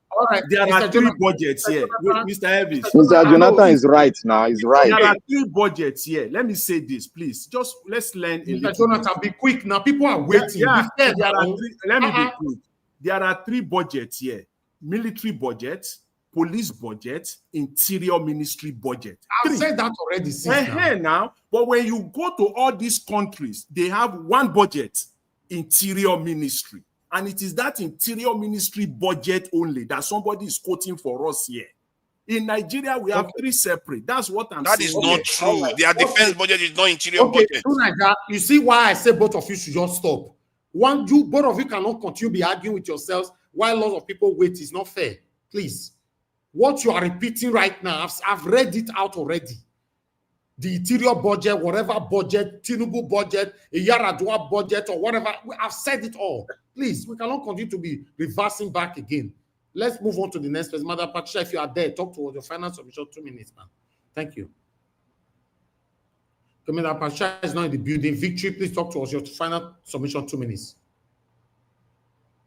Yeah, thank you, Mr. Evans. I think, I don't know, sometimes I think we just, I think sometimes we say these things. But where is that noise coming from? Sorry, just one second. Let me just move out from here. Yeah, please. Just move to another one. Sorry. Or should we come back to you? Yeah, I can speak now. Sorry. So what I was saying is that sometimes we look at the numbers, and I think we can, obviously everyone can play with the numbers back and front. then I think in the broad spectrum, if we're looking at this in a nuanced perspective, is that even with the small amount of money that I'm getting now, because when you were talking, I was doing my own research as well. It's about 4.2 billion US dollar. Even with that, they can still do a lot with that amount of money, but they are not spending the money how they should spend the money. And how you would know this? Let them kidnap Shewi Tinubu now. Then you will know that Nigeria have security. When it comes to them, they go out, they will go crazy. They will go out to make sure that they get the issue resolved. But when it comes to the masses, they don't care. So, and as I said before previously, I think the issue of security is local. And if every local government is armed, people with armed personnel and trained properly, this whole security issue will be resolved, and Nigeria will be calm. Will be a better place for everyone. So I think the security issue is going back to local security and getting it done properly. Thank you. Thank you, sir. Thank you, Oga Victory. Thanks for your long way. These two lions here, no say they matter as again. These are our deep analysts here. Okay, let me hear from Abdul Malik. Your 2 minutes, sir. Yeah, good evening once again, Mr. Elvis. There was arguing. See, I want to ask just a little question. This Ministry of Defense, Ministry of Defense, the money we come to, we now distribute the money to other departments. You know how they do it, or they would divide, or they would distribute each department like SODIA, like Air Force. It's Ministry of Defense that we give them budget to. The Ministry of Defense now will now allocate the money to the other department. That is how they do it. That is not my issue. The problem is this, that Nigeria, to fight this insecurity, is very simple. It's just because of insider. They are aren't on it. That is the reason why they cannot fight it. Yeah, there is no big deal there. Because you will not tell me those people that there are how many thousands of them.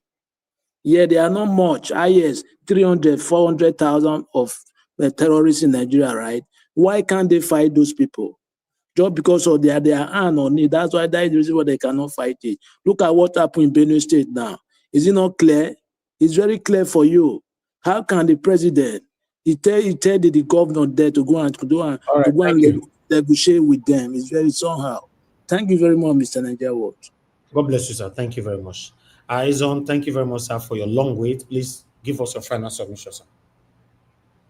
Thank you, Nigeria Watch. Thank you, sir. So, yeah, guys, I'm going to say some things, but please, I mean this from a place of love, not any animosity. Okay, we sometimes we do these things where we have something that has happened to us, and when I say us, I mean what happened in Benue happened to all of us, right? And we start to get caught up in whose idea for a solution is the better one. You understand? What we should be talking about is the issue and what the government should be doing to resolve it, or what we can do to assist, maybe like this platform, to spread the news more or something. Okay? My brother to Nigeria, having more people is right. Jonathan, having them professional and efficient is also right. These are not two distinct, very different, opposed views. They will both work and they can both be implemented at the same time. But you have to realize, to a point to Nigeria made about Morocco having much less of a population, but spending more on security. If you take the renovation of Shetima's house, if you take the recent building renovated in Abuja that we named after Tinubu, and you take the bulletproof cars that they spent money on, if you combine those three items they spend money on, and you take that money and you invest it in security in the Benue Plateau axis, this thing stops tomorrow. It stops because you will have an anti-insurgency force. They will be well trained. You will get them the best weapons, best surveillance, best everything. These people will be crushed in under a week. All right. I rest my case. Thank you. Yeah. Thank you, sir. Please find time to join us all the time, whenever you have the chance, because every submissions here is very, very important. That's the only way we can move Nigeria forward. If we allow just one person to be doing this, to be difficult for us to move forward. Thank you, sir. Sure, sure. Thank you, sir. Chiobara, if you are still there with us, your 2 minutes, sir. Yeah, thank you, Mr. Elvis, and everyone on the panel. And just for a short one, whatever solution everybody is giving here, everybody thinking that is the best or way for the country. All in all, everything still lies to the responsibility of the Nigerian leader. Increasing the budget, increasing the personnel. It's not the Nigerian masses that will do it. It's the government of the country that will do it. They travel far and wide and go to Western world. Even, for instance, our local policemen on campus, even in different counties and all of that, you see a police going, they have body camera. In their own vehicle, they have a modernized computer they can use to view different areas. They have things around. They can even deploy their drones. While they are inside the car, watching around their neighborhood, everything is there. So those are those things that can help you. So whenever you notice any strange movement, at that point, you can radio other persons to come and join you. They don't need to be moving from one village to another, like you said. But having a good equipment and well-trained personnel, all these things will be sorted out. There's enough police in Nigeria, though we still need to recruit more, like you said. But what happened in Rivers State recently, it is there you now know Nigeria have enough security. Before you know, the whole of Rivers State was full of a soldier army and all of that. One of those things happened in Delta State recently, not quite long, when they have issue with a bunkering and all of that. Not as in, they mobilized Nigeria army to that place. What happened in Benue State? Do you think those few personnel, those small, what's it called, banditry and all of that, you cannot contain those evil people? All right. So just for this, somebody made mention of Pakistan, how some foreign bodies are coming to infiltrate Nigeria. Like I said before, they have an agenda. All of us must wake up to be able to defend our country. Otherwise, they will turn it to what they want to turn it to. Thank you. Thank you, Tiobala. No, they hear from you. This one they come once in 78 years. So, your submission is very important to Nigeria. Thank Sir, you.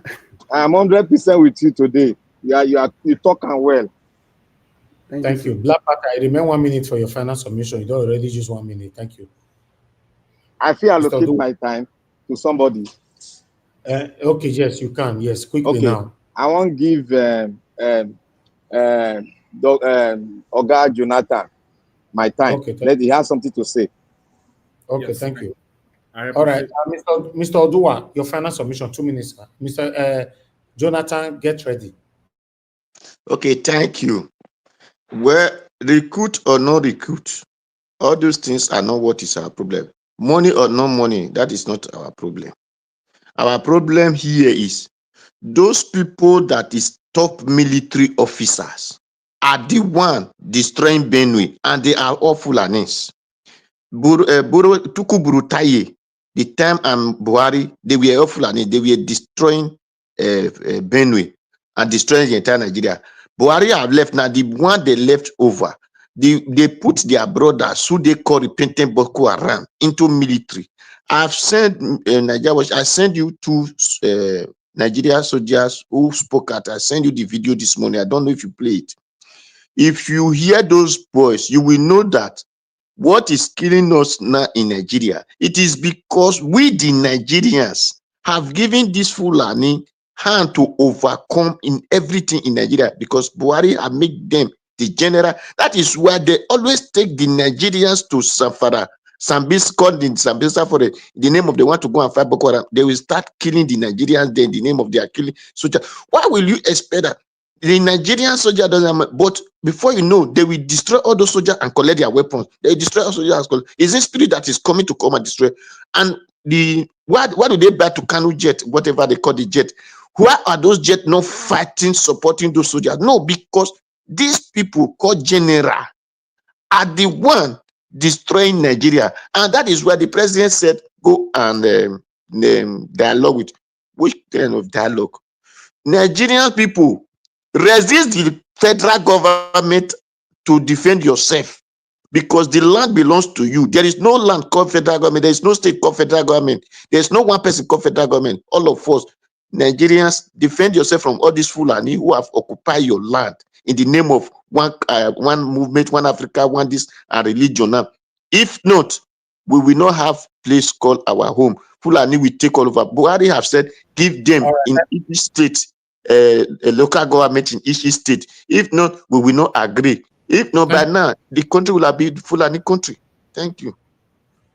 Thank you, Mr. Odowa. God bless you. Okay, final, Mr. Jonathan, use you 2 minutes. Give it to you quickly. Mr. Evans, thank you very much. I really appreciate it. My brother Black Panther. Thank you. Okay.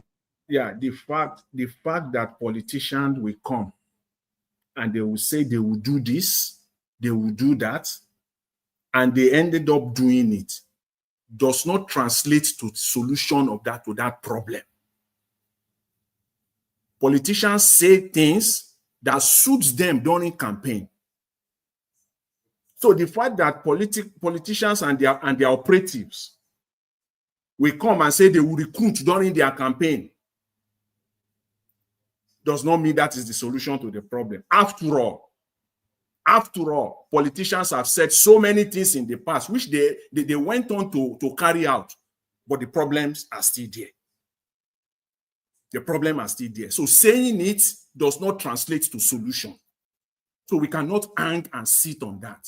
It is the way and manner at which it is executed. And again, I will end on this. Solution that we all know that is fair to all Nigerians, even when you are talking of expanding the number of security personnel in Nigeria. Why not do it across board? Why not have state police, for crying out loud? Why not make Nigerians to go on, even if you want to call it security training, 6 months, 1 year, mandatory? And Nigerians will do it because we compel them to do it. And they don't have to be active. So those from Benue State that participated in such programs, this is the time they will call them in.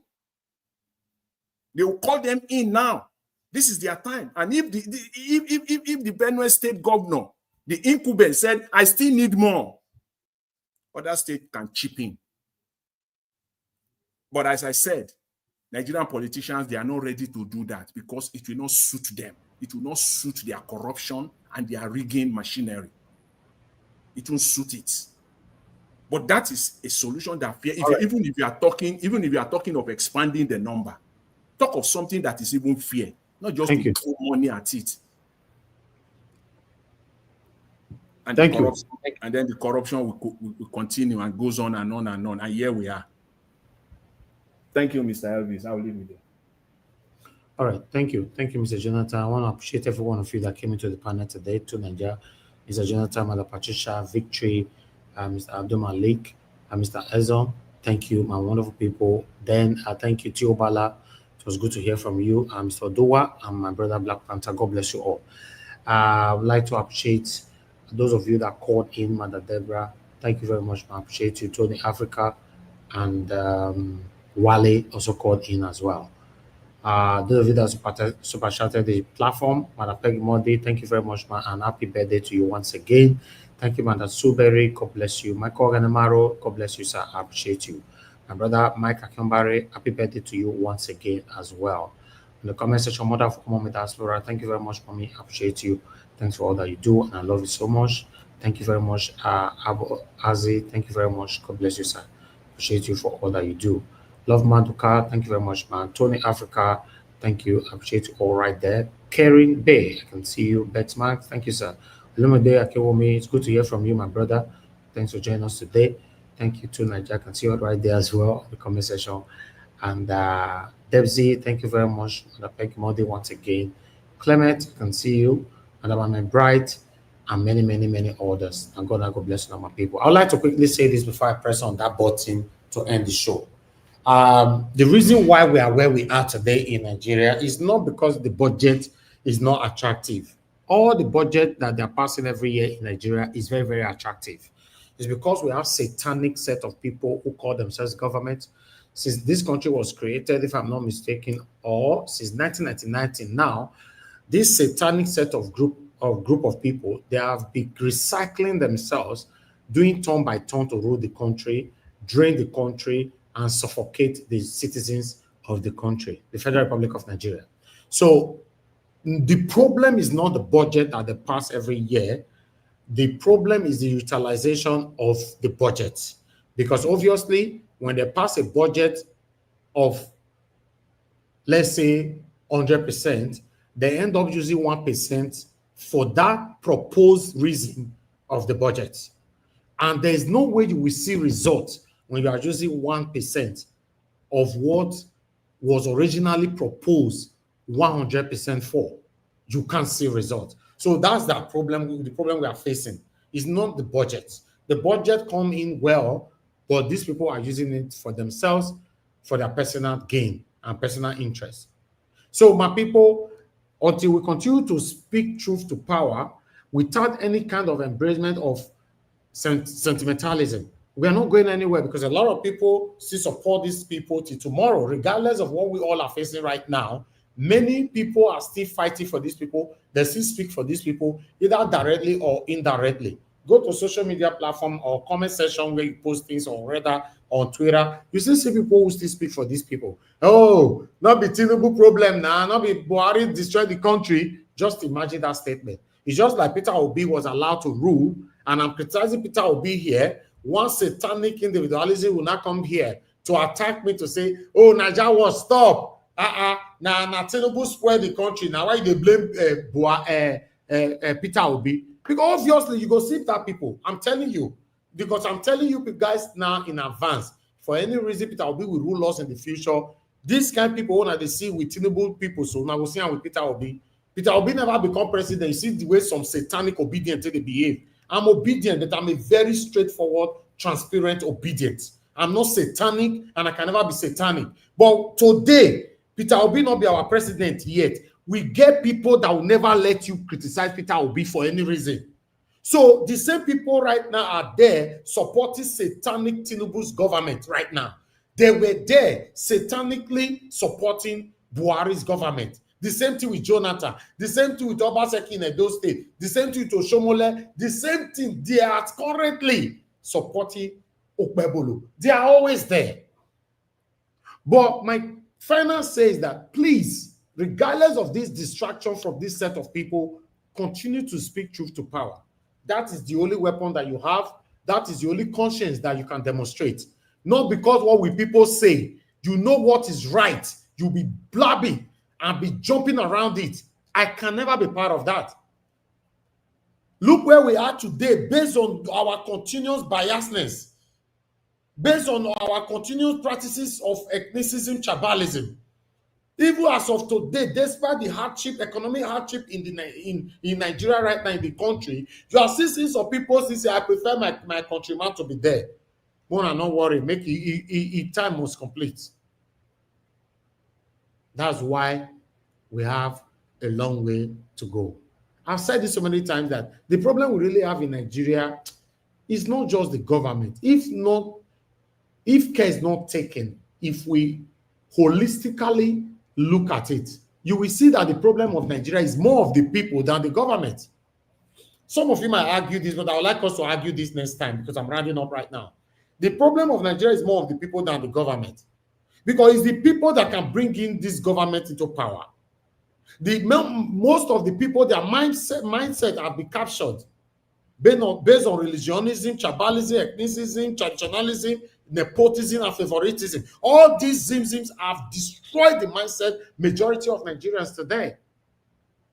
Despite the current hardship of this country right now, in 2027, you will see people that will still be stealing ballot box. Normally, if you want this country to work, there should be capital punishment for people stealing ballot box. Either by the capital punishment passed, the bill passed by the government, or passed by the people. Yes. Anybody stealing ballot box, I repeat, and I will not retract it. There should be capital punishment for it. Either the bill passed by the government or the bill passed by the people. If you cannot digest it, it's left for you. Not be my fault for that one. Then we are not going anywhere. But the hypocrisies amongst us is too much.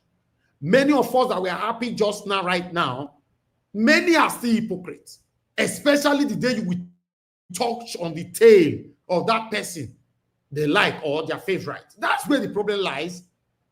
You see, we'll be talking about budget since, Tinubu regime, or maybe Tinubu, the budget 2025, blah, blah, blah, blah. Did you see anybody call on this show to advise me? Mr. Najawa, let me advise you. Tinubu matter will talk for years, be careful. Did you hear it? The day you will touch on their tail, you now say advice go full everywhere. That made that satanic, idiotic element telling me the other day, may he advise me. Who born you to advise me for this platform? Who tell you have the right? You that are supposed to be blocked on earth and in heaven, you are coming here to advise me. When it comes to our mama, our papa, we want to advise, we become an advisor. That's why we are where we are. The problem of the country is more of the people than the government. My people, good night. Africa.